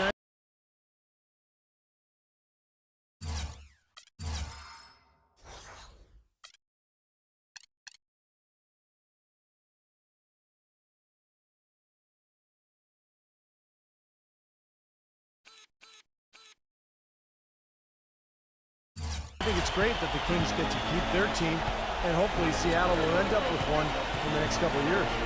And T is going to pick up the foul. So that will be foul number 5 on him. Yeah, he had not established position. You know, I prefer the refs to whistle with a block when in doubt. I thought that was a good call there. Here's Thornton. Lee gets the rebound. Well, he's been trying to add that mid-range shot to his own. Just a remarkable jam. These fans' jaws are on the ground right now. Yeah, that is Showtime stuff right there. Major highlight reel material.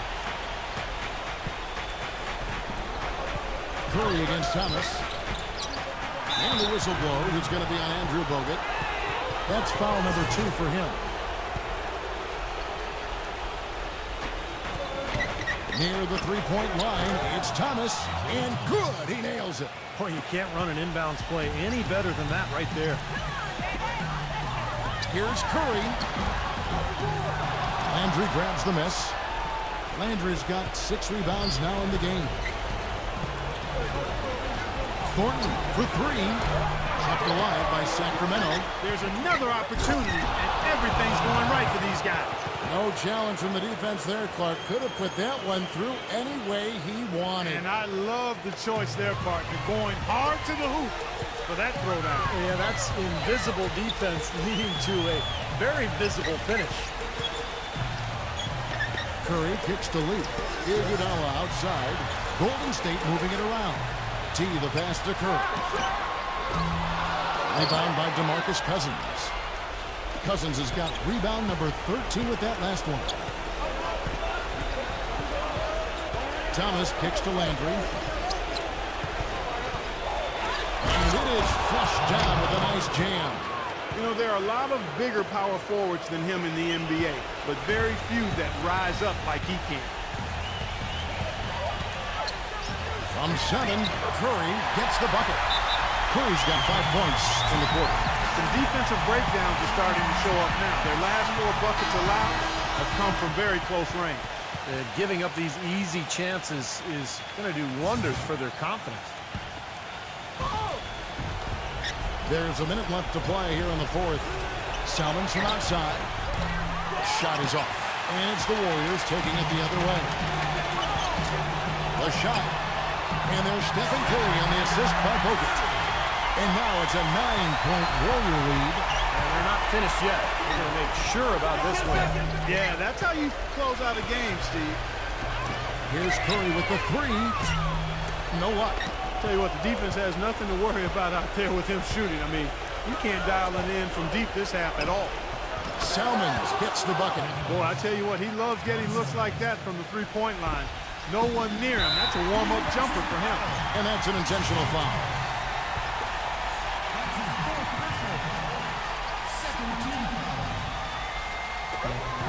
Six-second difference between shot and game clock. Curry can't get it to go. And the whistle blows. It's going to be on Andrew Bogut. That's his 3rd foul of the game. Kings have gone 7-15 from the floor here in the 4th, right around 46-47%.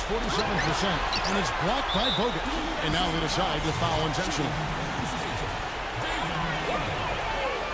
So the first one drops, and that makes it a 7-point lead. And he is unable to get the second one. Now, here's Mbah a Moute, and T is going to pick up the foul. And so he's picked up his final foul, and he will sit for the rest of this game. The good news is they've already got this game wrapped up. He might as well sit back and relax. Oh, free throws good for McLemore.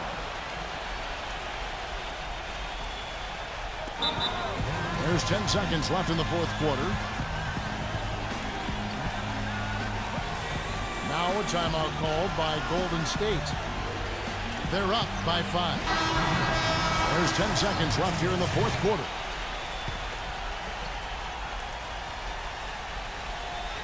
And here's Bogut. Tries a 3 off the inbound.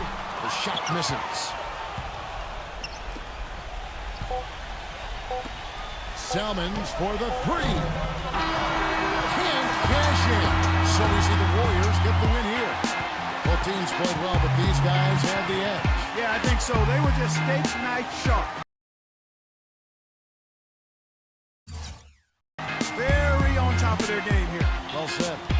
And that about wraps it up for Clark Kellogg, Steve Kerr, and Doris Burke. This is Kevin Harlan thanking you for watching the NBA presented by 2K Sports.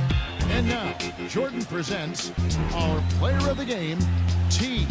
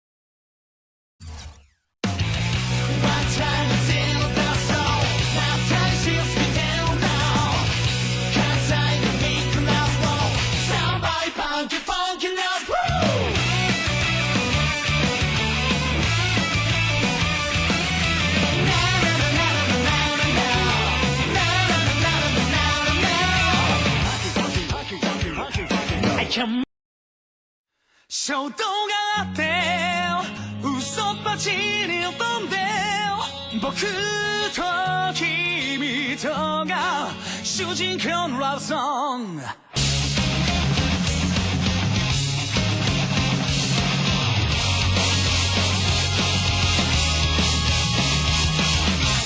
どんどん行きましょう強気で攻められたんだ仲間内の笑い話では悶々としてんだぜ自分の部屋へさって本当は弱気なビッチマイム気の悪さぶりかただの思い込みかバレてんだろう君は頑張れ男の子このままじゃ35連敗君だけの僕はゴツだ変換時代のマジカルスター偉大なる場面にだっていいじゃない一度目の青さも前の道に越えるなら全部あげるぜ君に誓う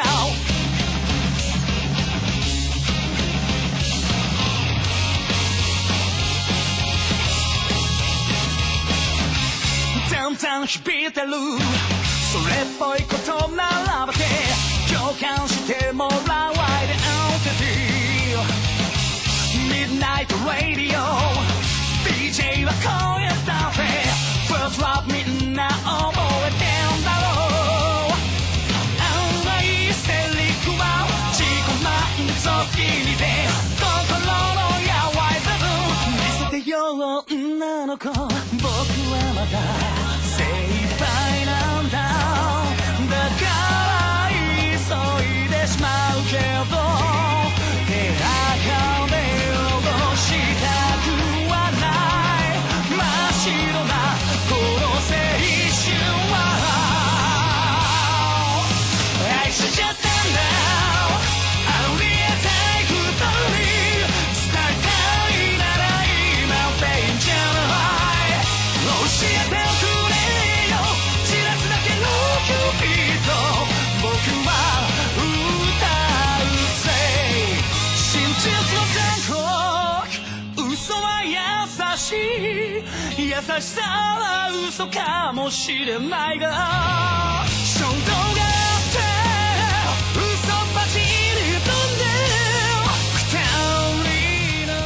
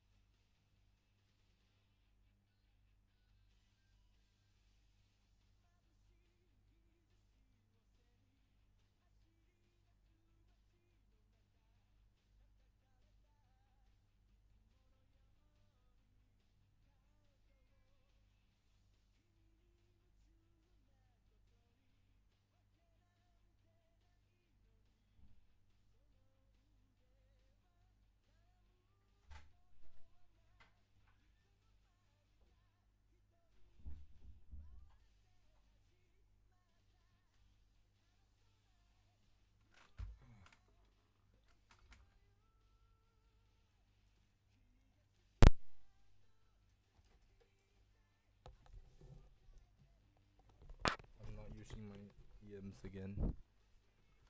I'm back. Ugh, that shit feels so good, man.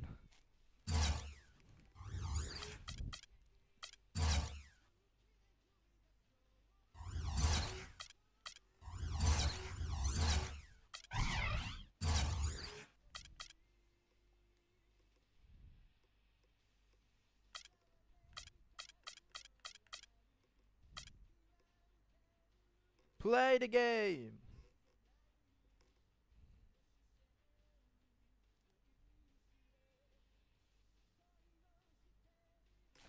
Like, is that like the worst team? 29 overall.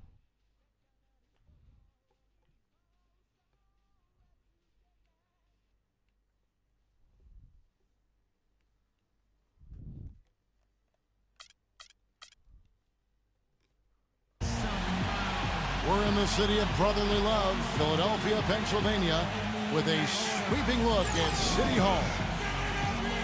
Hello and welcome everyone to another exciting edition of the NBA on 2K Sports.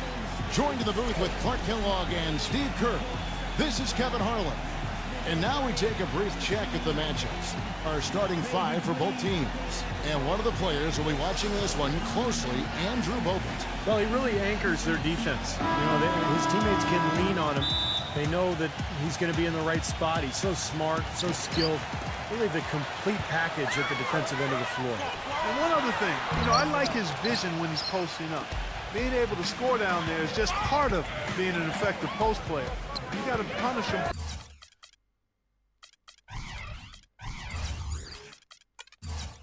For doubling up on you, too. Here in Philadelphia, it's another home game for the 76ers. They're getting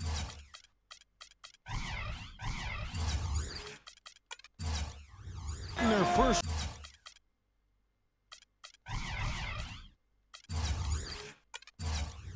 look of the season at the Warriors in this one. A year ago, they each gained a victory at home, but couldn't secure a win on the road. Yeah, and you look back to last year, these two teams were very evenly matched. They split the two games that they played.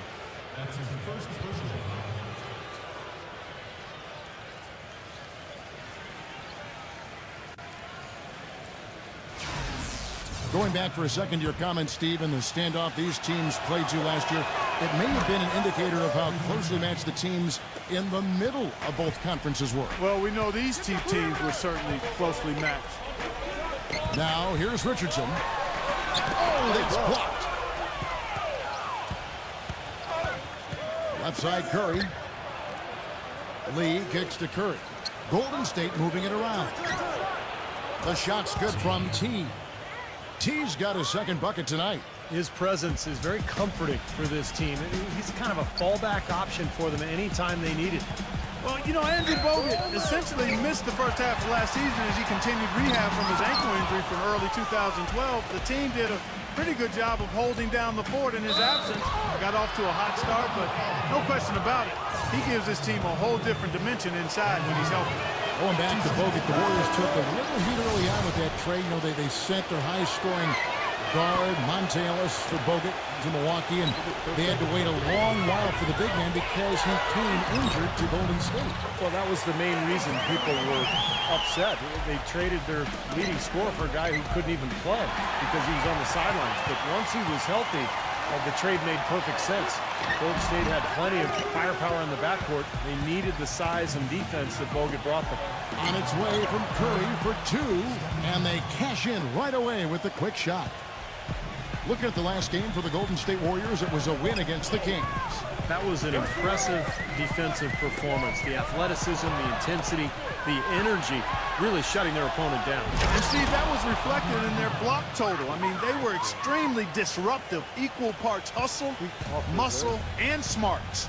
Well, you know, when you play against the teams in the West, you need to have a solid front court or you're going to struggle. And last year, the Sixers thought they had... Oh, man, that was unreal. Mark it up. These teams don't look like they belong on the same court today. Yeah, it's pretty ridiculous to have a double-digit lead this early.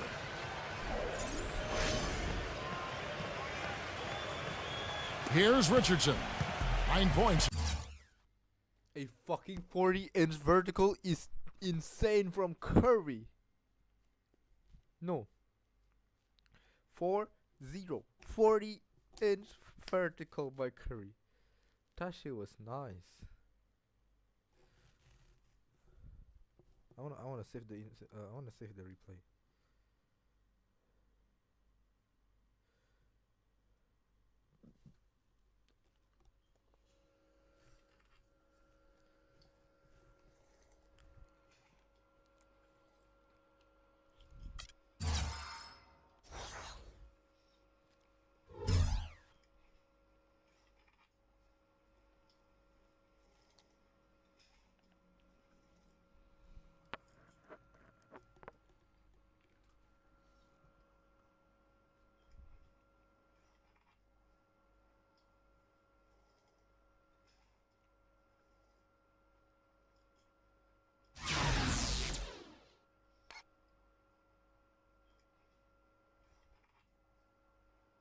Bangs it in.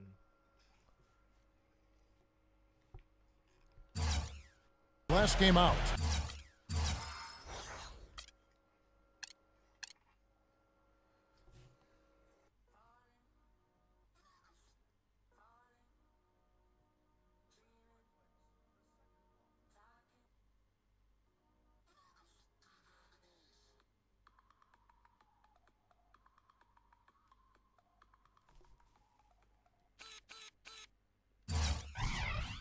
Doris Burke has some information for us. Doris?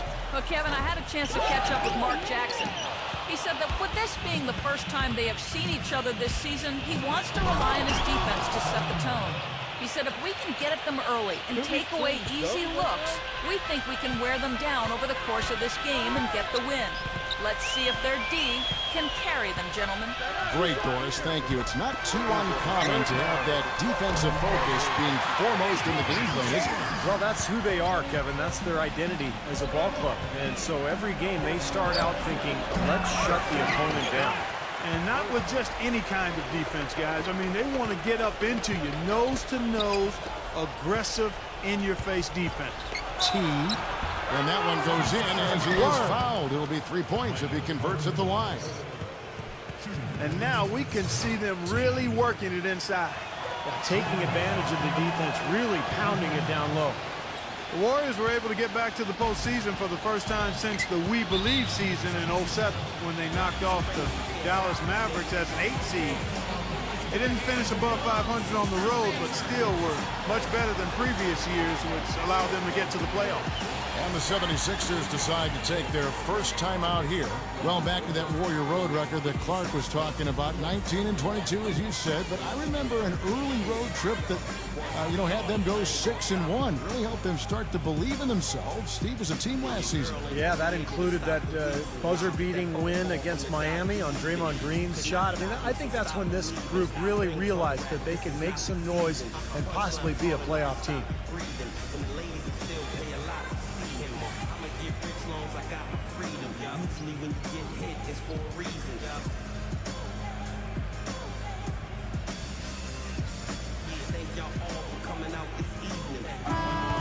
And now here's the 2K leaderboard with the list of the NBA's best teams from three-point land a year ago.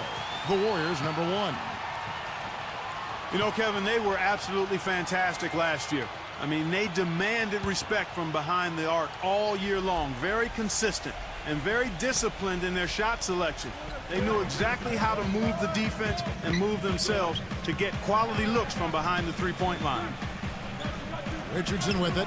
Now guarded by T. Steph Curry with the rebound.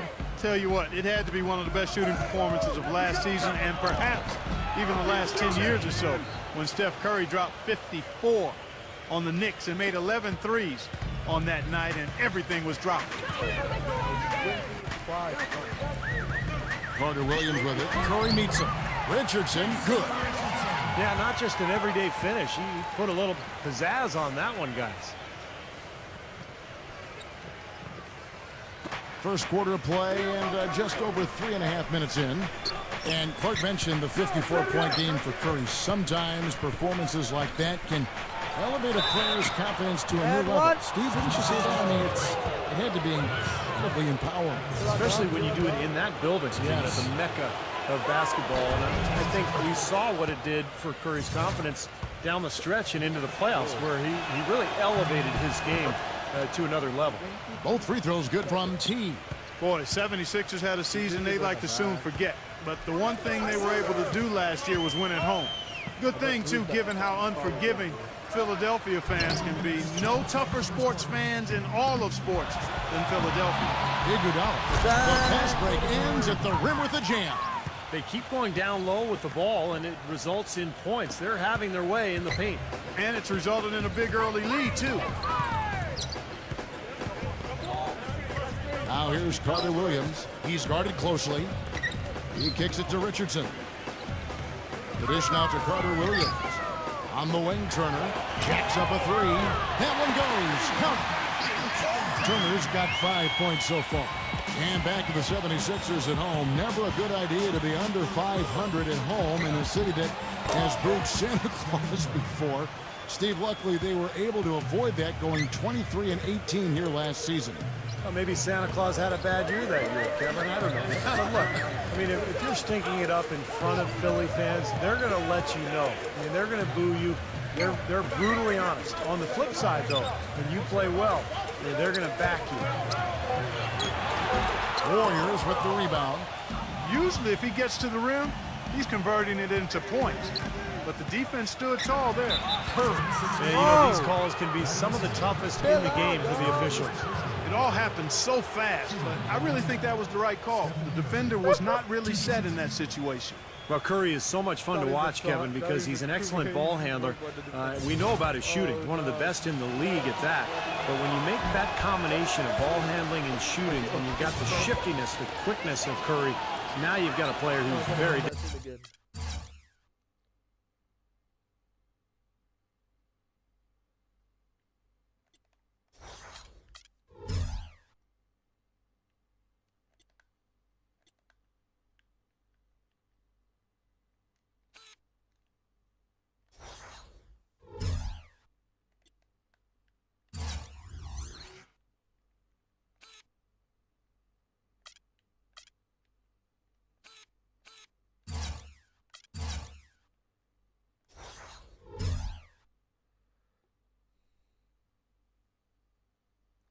No, I can't see that. Oh. difficult to stop. And you know what, Steve? You rarely see him take a bad shot. But, of course, he just doesn't miss that many, so a heat check is not a problem. Carter Williams, the pass to Richardson. Richardson off the pick from Hawes. Right through the knee for the layup. Richardson's got his third bucket of the night. Warriors leading by 15.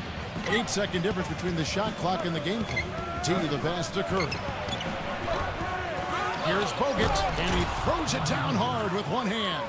Boy, what a fantastic opening quarter for them. Yeah, it sure has been. Look at the lead they've jumped out to already. Impressive. Carter Williams kicks to Richardson.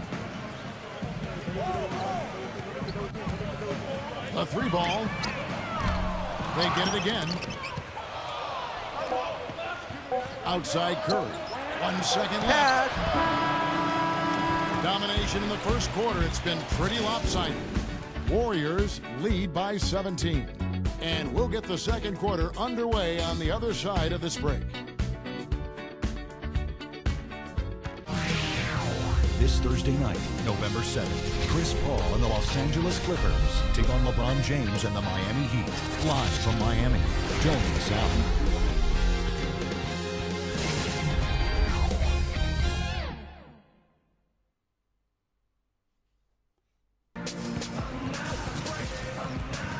Welcome back, folks. We'll see if we're in store for a more tightly contested quarter as we move here into the second. Let's look at the energy stats, how the hustle game has been going for the Warriors. It looks like they're ready to run, fellas. I mean, they haven't hesitated at all to get out on the break so far. Well, the other thing I like is defensively, they're causing turnovers, and that's allowing them to get into transition. Looking at Philadelphia, they want to turn it around after the loss to the Bulls. And guys, had their free throw shooting been anywhere near up to par, I think it would have changed everything in that game. No doubt about it. I mean, there is a carryover effect when you're not having success at the line. It infiltrates other parts of your game. Carter Williams and Jay Rich in the backcourt. Evan Turner and Thaddeus Young at the forward slots. And it's Noel in at the 5 roaming the paint. That's the group on the floor for Philadelphia. Boy, that's 2 easy points you've just given away. Michael Carter Williams, the rare 6'6" true point guard. Both his mother and his stepfather are high school basketball coaches, so you know he's got a really good basketball IQ. That seems to run in the family. Let's go to our sideline reporter, Doris Burke. Doris, what do you have? Well, Kevin, there's no doubt Nerlens Noel has faced his share of adversity over the last year. An ACL tear in his left knee cost him the end of his college season at Kentucky. That was followed by the long, grueling rehab process. And, of course, his surprise slide on draft night. But Noel says he takes the strength to carry on and overcome those challenges from his mother. He said, quote, coming to America from Haiti, working 2 jobs, she never quit, so I could be where I'm at today. Guys, plenty of motivation and a great example for this talented young man. Great story. Thank you, Doris. Launches a 3. Warriors the rebound. Here's Bogut. Good defensive work there by Young. The 76ers trail by 18. Turner dishes to Carter Williams. Here's Young. It's good, and he drew contact on the shot, so he will go to the line. A 3-point play chance here. And for Carter Williams, unusual height for the point guard position. Yeah, he's long. I think the main thing he'll need to do at the NBA level is really work on that outside shot. It's got a little bit of a hitch in it right now, and he's got to get that corrected, because if he does, he's got a chance to be special as a point guard. He's quick and he is athletic. Yep. You know, it's always a challenge in a race to get into the playoffs in the West, and the Golden State Warriors were able to do it in large part because they went 19-11 against the Eastern Conference last season. Every win was huge as they secured the 6th seed in the West. Timeout called the 76ers. And getting back to the Warriors against the East, they ended up going 500 or better against every division, Steve, in the conference. Well, they were consistent, there's no question, and a big part of that was their defense improved so much, and their rebounding. That's something that Mark Jackson really emphasized this past season, and it paid off in a big way. Golden State really became a very consistent club. Turner with it, and Curry picks him up defensively. And here's Richardson outside. Can't get it to go. And it's the Warriors taking it the other way. At the conclusion of this game, they're off to Minnesota, where they'll take on the Timberwolves. That'll be game 2 of 4 straight on the road. I know I'll be looking out for the final score in that Timberwolves game. That should be a close game. Carter Williams, the pass to Noel. Lee with the steal. Jumps up. Fires down the breakaway jam. Boy, I love it. Active hands on the steal, active feet on the fast break. And Clark Power on the dunk. And guys, this is just too close of a game to be giving the ball up like that and then failing to get back in transition. Richardson kicks to Carter Williams.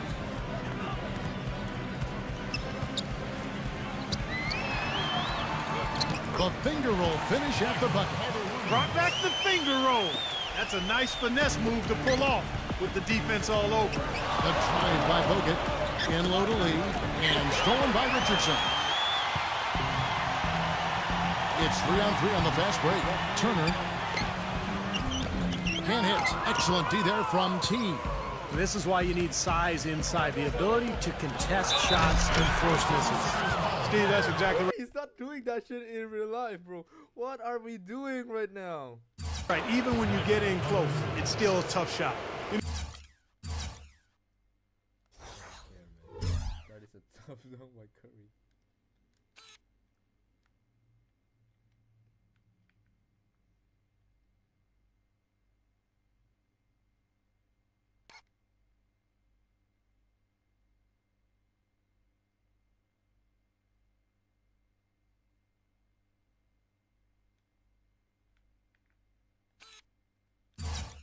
You know, guys, we had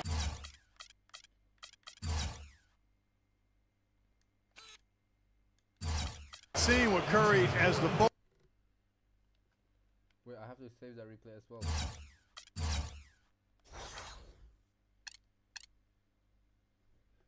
Curry's trying to do that dunk is insane. You have to think of that. Focal point of the team's offense was capable of, but in a full year with no Monte Ellis by his side, Curry really showed what he could do on the basketball court, and it's special. And for the Warriors, you talk about that Monte Ellis trade. A big part of that move was getting the ball into the hands of Stephen Curry. That's right, and also to get Klay Thompson on the floor as the starting two. It really balanced out that Warriors roster, but it allowed Curry to become the star that he is. He's so good offensively, got the total package, and I think when you look at this Warriors roster, a bright future. That backcourt, Steve, is about as good a shooting backcourt as I can recall in one team. With range, yeah, I agree. I've never seen anybody better. For Philadelphia, they have gone 1 for 1, making their previous attempt at the line. Now, the numbers last year for them at the line, not great. Just 73% free throw shooting as a team. And those aren't the kind of numbers they can afford to repeat throughout this season. T. Turner covering. Outside Curry. 6 to shoot. Here's T. And a great assist by Curry as that one goes in. And that's now 17 points for T. On the wing, Jason Richardson. Nice shot from the wing. And just over 3.5 minutes played here in the second quarter. Curry attacking. And that is good. Curry's got 13 points. Boy, that was impressive. Major height disadvantage, but he still got the shot up over his man. Well, he's got the poise to handle any matchup, and he's not easily intimidated. You can see that there. Here's Anderson. Lee gets the rebound. Lee's got 3 rebounds now in this one. Now let's go to Doris Burke. Doris? Well, gentlemen, one of the best motivators in all the NBA is doubt, and the Warriors had plenty of that prior to last season. Coach Jackson made sure to use it to their advantage, however. He would post up where the media predicted them to finish, usually near the bottom of the West. It helped them play with an edge, as David Lee said. That's why we're going to go out there every single night and play with a chip on our shoulder and try to prove somebody wrong. I doubt they'll have that same resource this season, given how they finished, guys. You're right about that. Thanks, Doris. You know, typically, guys, he has the body control to finish when he's in that tight. I'm not sure what happened there. And for the Warriors, unusual for a playoff team to be giving minutes to 3 or even 4 rookies, but that was the case last season. Barnes, Ezeli, Green, they brought in a rookie group with maturity that had done a good job of preparing themselves at the collegiate level, and all of them produced. And at the offensive end, he's done about as much as they could have hoped for today. And Philadelphia calls time here. And for the Warriors rookies last season, Steve, they got an early start. They were in the team gym from the earliest days after the draft. Well, this is a club that has great chemistry. Some of that has to do with Mark Jackson. A lot of it has to do with just the quality of people that they've put on that roster. But it's an exciting young team with a good coach and a great crowd. I think the Warriors have a very bright future. Yeah, he had not established position. You know, I prefer the refs to whistle with a block when in doubt. I thought that was a good call there. Here's Anderson. The feather touch on the finger roll. Beautiful. Boy, you can't run an inbounds play any better than that right there. 51 seconds left to play here in the second quarter. The shot's good from T. You know, he started out hot, and he's only gotten hotter. He could be in for one of those games. Anderson dishes to Turner. The kick out to Young. From down in the low post, it goes. Young's got his 3rd basket of the night right there.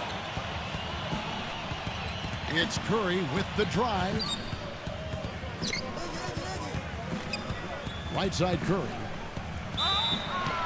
And lots of contact there. Missing the shot. He'll shoot 2. You'd really like to see him get to the line as much as he did in the first. He's made 3 of his 4 free throw attempts in the game.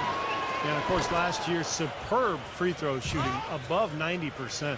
Guys, I thought he got into a groove last year at the charity stripe, and I thought he maintained it deep into the season as well.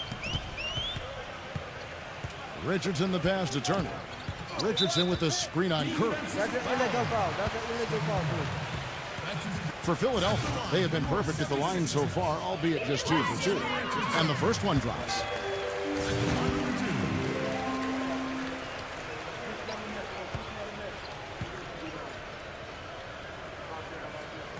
He hits one and misses one, each at the line.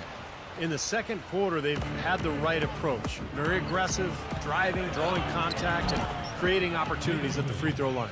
Well, you know, if other things aren't working for you, Steve, getting to the foul line can be a good place to start to turn it around. No good on the buzzer beater. And so a pretty lopsided game through the first half. The Warriors on top, up 19. We'll take a quick break, then get you back to the action. Now, presented by Sprint. And welcome everyone to the halftime show. We've got a blowout underway at Wells Fargo Center. The Golden State Warriors are ahead against Philadelphia. They've come out of the gates strong to start, looking to keep going. T having himself a big-time game. What he's been able to do from the field has been nothing short of spectacular. Only a select few players in the league can shoot the ball like that. The 76ers on the other side of the coin, not looking as shiny. They've done a lackluster job boxing out for the defensive rebounds, getting run over inside. Jason Richardson has been clicking through the first two. He's got 13 points, and on the defensive side of the floor, he's definitely been contributing with some focused defensive work. And now, let's check out the other game still going on. Out at Staples Center, the Clippers with the lead against the Rockets. Out in front by 6 points in the second quarter of play. And another one also in progress. Minnesota trailing Cleveland out in Cleveland. Trying to pull their way back in. They're down by 9 in the third quarter. And the other game also going on still. Boston leading against the Grizzlies at FedEx Forum. Not too many problems for them in the third. That'll be all for us here at the studios as we head back to the start of the third quarter with Kevin, Steve, Clark, and Doris. Thanks so much for joining me. The Sprint Halftime Report, presented by Sprint. Well, it's been a one-sided affair so far through the first two quarters, but there's plenty of time to mount a comeback. It's been a clinic from Team. And what was most impressive was that his decision-making and shot-taking was very disciplined and efficient. Really an excellent half. Yeah, that's exactly right. Whether it's been from mid-range or in tight, he is taking only what the defense has given him, and he's not trying to do too much. I love the flow and rhythm he's playing with here.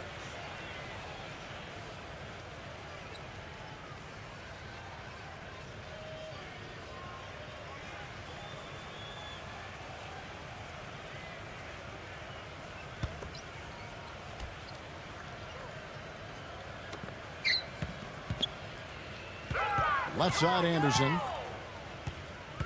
Outside, Turner. Back to Anderson. The pass to Young. And fouled hard that time. He'll get to the line and shoot two. That's on Andrew Bogut. Thaddeus Young last season stepping into the full-time power forward role for the Sixers. Just kind of a mismatch waiting to happen because he's undersized at 6'8", but way too quick for most of the guys guarding him. And that one falls for Young. And for Thaddeus Young, with the league going more towards quickness and mobility, Clark, that's certainly going to fit his strengths well. That is absolutely right. He's not a really strong rebounder. His lack of size does make him vulnerable to post up, but he's one of the best slashers in the game. In the end, the mismatches tend to usually play out in his favor. And now let's check out the lineups courtesy of Gatorade, all fueled up and ready to go for the second half of basketball. And Golden State looking who they got. It's Lee and Bogut inside. Steph Curry's out there with T, and it's Iguodala in at the 3 slot. What was supposed to be a fresh start for Jason Richardson last year never really came to fruition, guys. I mean, not very far into the year, he had a bad injury to his left knee and had to close things down for the season.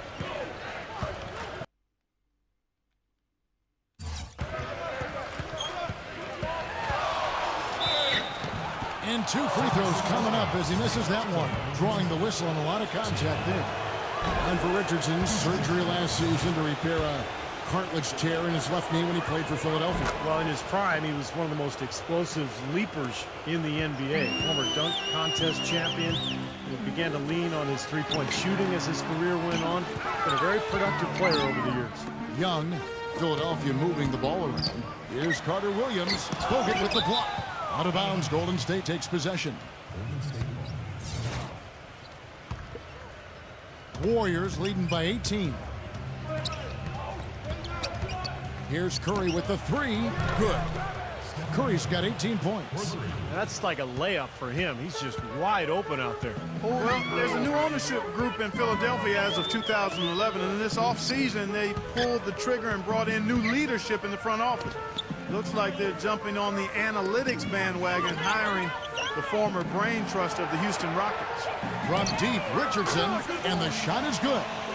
18 points for him. The rapid-fire threes coming from everywhere. I thought it might be a little imprudent to try to get those points right back, but it worked.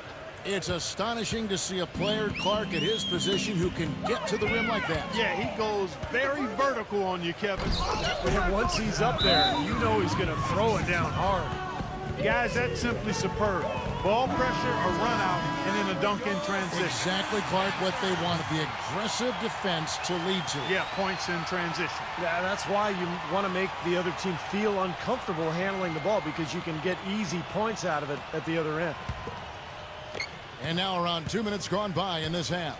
And back to the Sixers. I guess for the Wall Street ownership group, going mathematical is something they were, stay pretty comfortable with.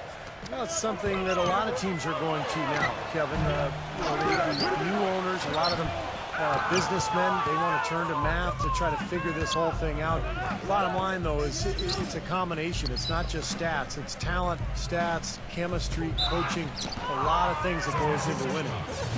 Well, this Warriors ownership group has really energized the franchise. They've been very proactive. They purchased the D-League team from Dakota. With plans to move them to Santa Cruz, about an hour south of Oakland. And in order to accommodate the team's home games, they built a new 3,000-seat arena in a matter of months. Warriors leading by 21. T, defended by Carter Williams. T, a three-pointer is right on target. T's got 28. Coming out strong here in the third quarter. That's 4 for 5 shooting for this team. And the Santa Cruz Warriors, as they've been renamed, have been a hit. Clark leading the D-League in revenue, making the D-League finals last season. And with all of the D-League games now broadcast on YouTube, the exposure for players in the D-League is better than ever. And for the Warriors to have their D-League affiliate so close by gives them a much better opportunity to develop their young talent. Here's what Philadelphia's going with right now. Lavoy Allen's checked in for Young. Royce White comes in for Evan Turner. And it's James Anderson in for Jason Richardson. Carter Williams kicks to White. And foul called as he misses. He'll go to the line and shoot 2. That's on Andrew Bogut. Last year's Warriors and where they ranked in the NBA. A chance to check that out now, Kevin. First in three-point field goal percentage. Third in rebounding. And they showed up in the top 5 in free throw shooting. This is a team that took advantage of getting to the line. And I think what really stands out is the spacing offensively. Clark, you talked about the three-point percentage, #1 in the league. That doesn't happen unless you have good flow and good spacing offensively. This team really spread the defense out on a nightly basis, and as a result, they were a nightmare to guard. Nerlens Noel, one of those players that has become so valuable in the NBA.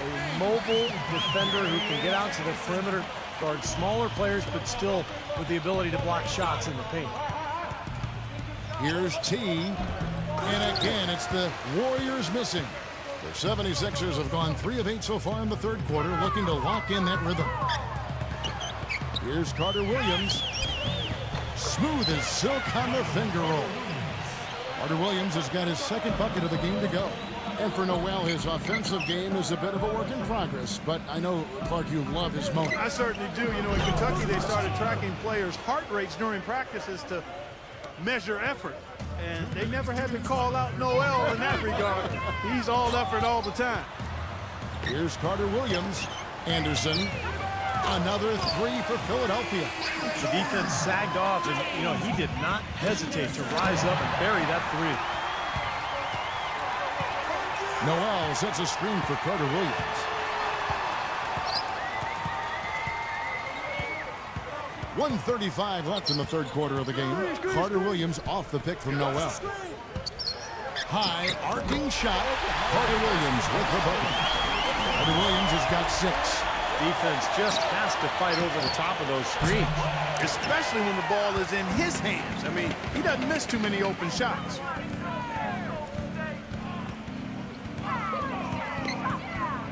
Allen with the screen for Carter Williams. And T is going to pick up a foul. That's his first foul.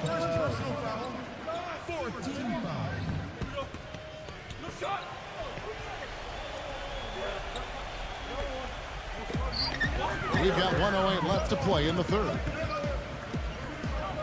Carter Williams kicks to Anderson. Fires top of the key. They get the rebound. And he was fouled on the way up. 2 free throws now for him. Here on the 2K leaderboard are the rebounding leaders from a season ago. 5th, David Lee. How about the season he had in the paint? Just rebounding numbers were mind-boggling.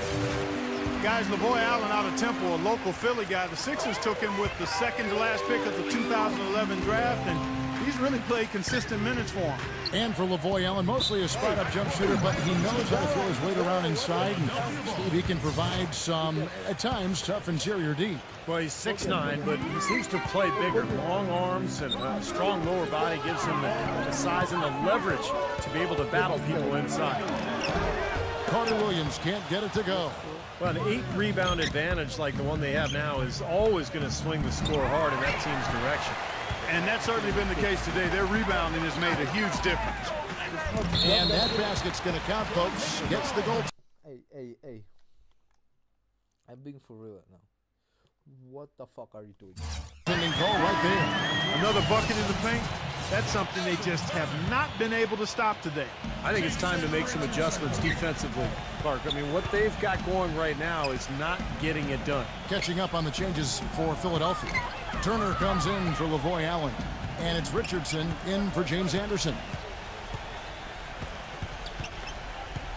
T. Turner covering. Gets the bucket. And that's now 33 points for T. What a top-notch game he's having. He's gotten them in front, and it sure seemed like he's going to keep them there. All by himself, it looks like. And Michael Carter Williams gets the whistle that time. That will be foul number 5 on him. And here's Bogut. Here's T. Back to Bogut. Misses there. And as we end the third quarter, a double-digit deficit will make it tough to come back. Warriors lead by 18. And we're coming right back after this break to get the fourth quarter underway.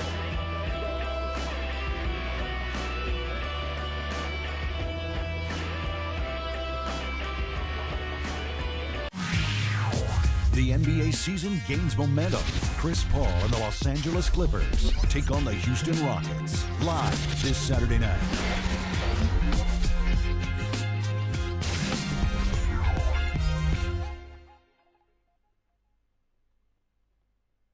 And we're getting underway here in the fourth quarter. The scoreboard tells the story in this matchup, but we'll see how much things change up here. And breaking down some numbers here, the hustle stats for the Warriors. Contested shots and block shots. They're bread and butter defensively. They're giving up no easy looks. And they're also really getting out in transition and scoring some hoops in the fast break tonight.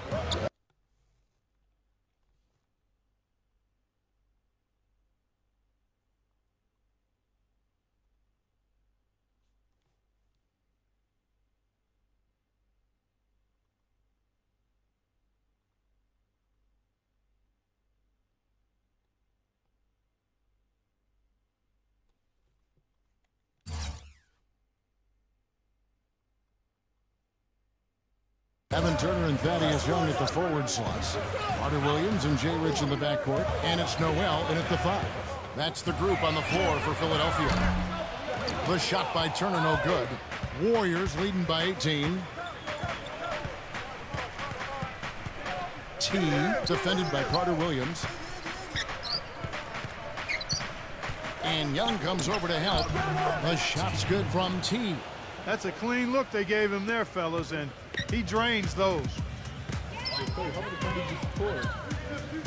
Here's Carter Williams. Kicks it to Noel. Curry with the steal. And it's out of bounds. The Warriors able to retain possession here.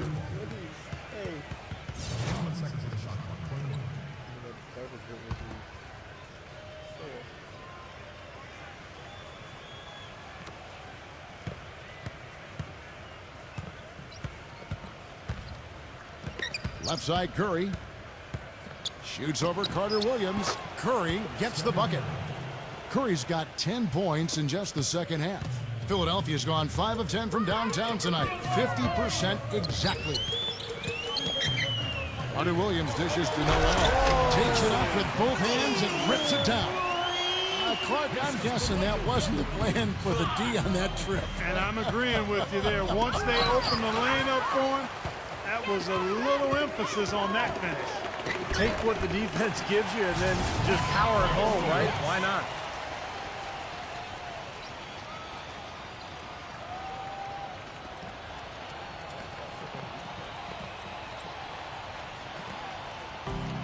A little over a minute and a half of the fourth quarter gone now.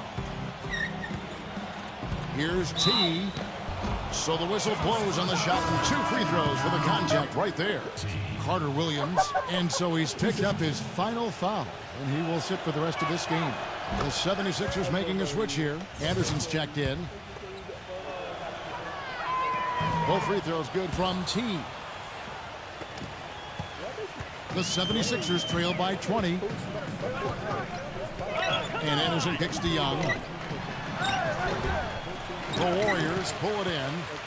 Iguodala's got 5 rebounds tonight. It's been a great day for them on the boards, Clark. That's definitely been a major factor in building this big lead. And, you know, from a number standpoint, the advantage might not be that large, but they have been manhandling them inside. Back to Curry. 4 on the shot clock. From deep three-point range. The rebound by Anderson. Anderson's got his 3rd rebound on the night. It has not been an easy quarter for him, at least offensively speaking. Textbook example there of how to use defense to create offense. Yeah, beautiful transition play after the steal all the way to the basket. Wasted no time going from defense to offense. It feels like they're starting to pick up the intensity as the game itself starts to get a little more tight and close. The feather touch on the finger roll. Beautiful. Gotta love the finger roll up and over the defense. Pass to T. Back to Curry. Lets the 3 fly. The offensive rebound. For the 3. That's good. Curry's got 30 points. And that's his 2nd 3-pointer of this half. Looks like he's starting to forget about that poor first half he had.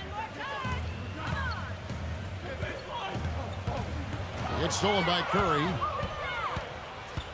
Lee outside. You just assume he's going to knock those down when he's as open as he was there. The 76ers have gone 3 of 5 here in the fourth quarter. Pretty good numbers coming out of the break. Richardson the pass to Young. Outside Turner. And Bogut with the block. Here's Anderson. And it's Noel missing. Warriors leading by 23. It's Curry with the drive. Passes to T. Puts up a 3. Tipped.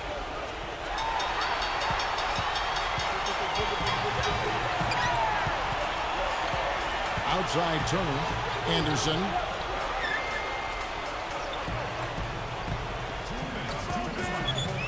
He dishes it to Richardson. Banked in off the glass. Richardson's got 20. I don't know who was supposed to be on him there, but clearly a mistake by the defense. Golden State's gotten just 1 of 4 3-pointers to go down for them here in the fourth.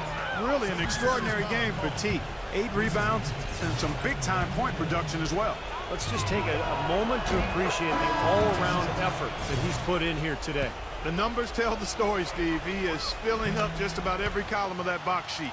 And the 76ers with some changes. Kwame Brown, he's checked in for Noel. Arnett Moultrie comes in for Thaddeus Young.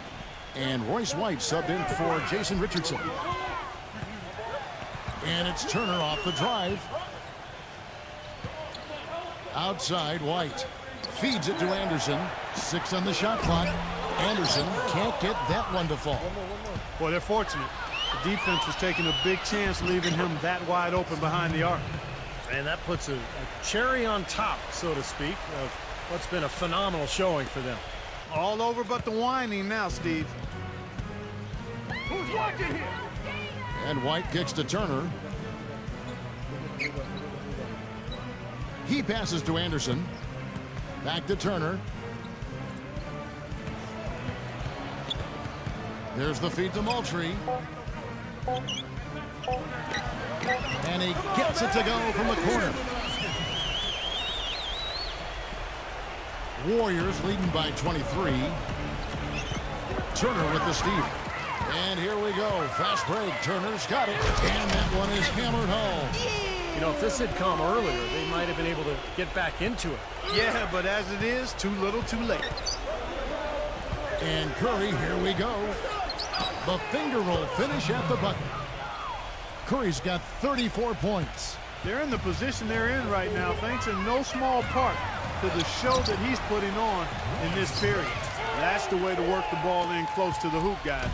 Warriors have gone 6 of 12 from the field here in the fourth and even 50%. That's flat out embarrassing. White drives in. And a foul on the shot. He'll go to the stripe for 2. First one falls for him.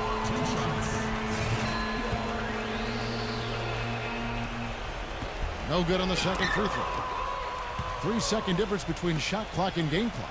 Golden State's gone into a funk from downtown in the fourth. Only one of their 5 three-pointers has found the bottom of the bucket. Boy, you relish these sorts of road games where you come in and you get the job done. In a long schedule with the kinds of pressure of travel and tough opponents throughout the season, it's always good when you play a game like they have here. The 76ers with another miss. Here's T. And the miss. So we see the Warriors taking the game here. Some days, Clark, everything goes right for a team, and they just had one of those games. Yeah, it certainly was. I mean, these guys played a great all-around basketball game here. Thanks for tuning in to the NBA on 2K Sports. For Clark Kellogg, Steve Kerr, and Doris Burke, this is Kevin Harlan. We'll see you next time. And now, our Jordan Player of the Game, T.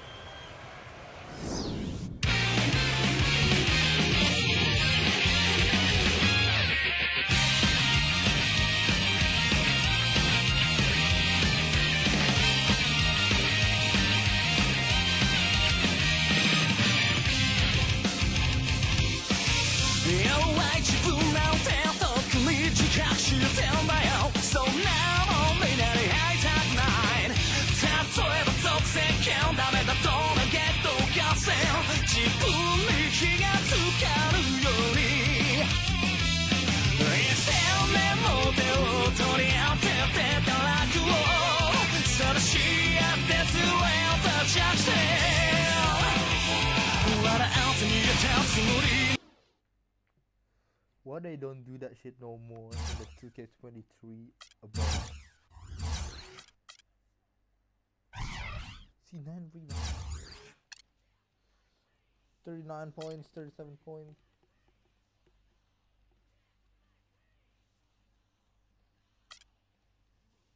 Yo, I think I need to go to sleep because I gotta go to school tomorrow. I mean, not going for study, but like, I got some stuff to do because I just graduated. Let's go. I graduated like at 16 May, and last moment like a foam party and stuff at 21st of May. So yeah. Okay. Let me see the team.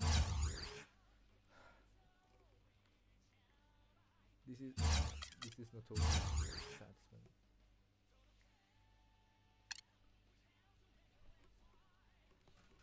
39 points. Yeah, I'm saving this first.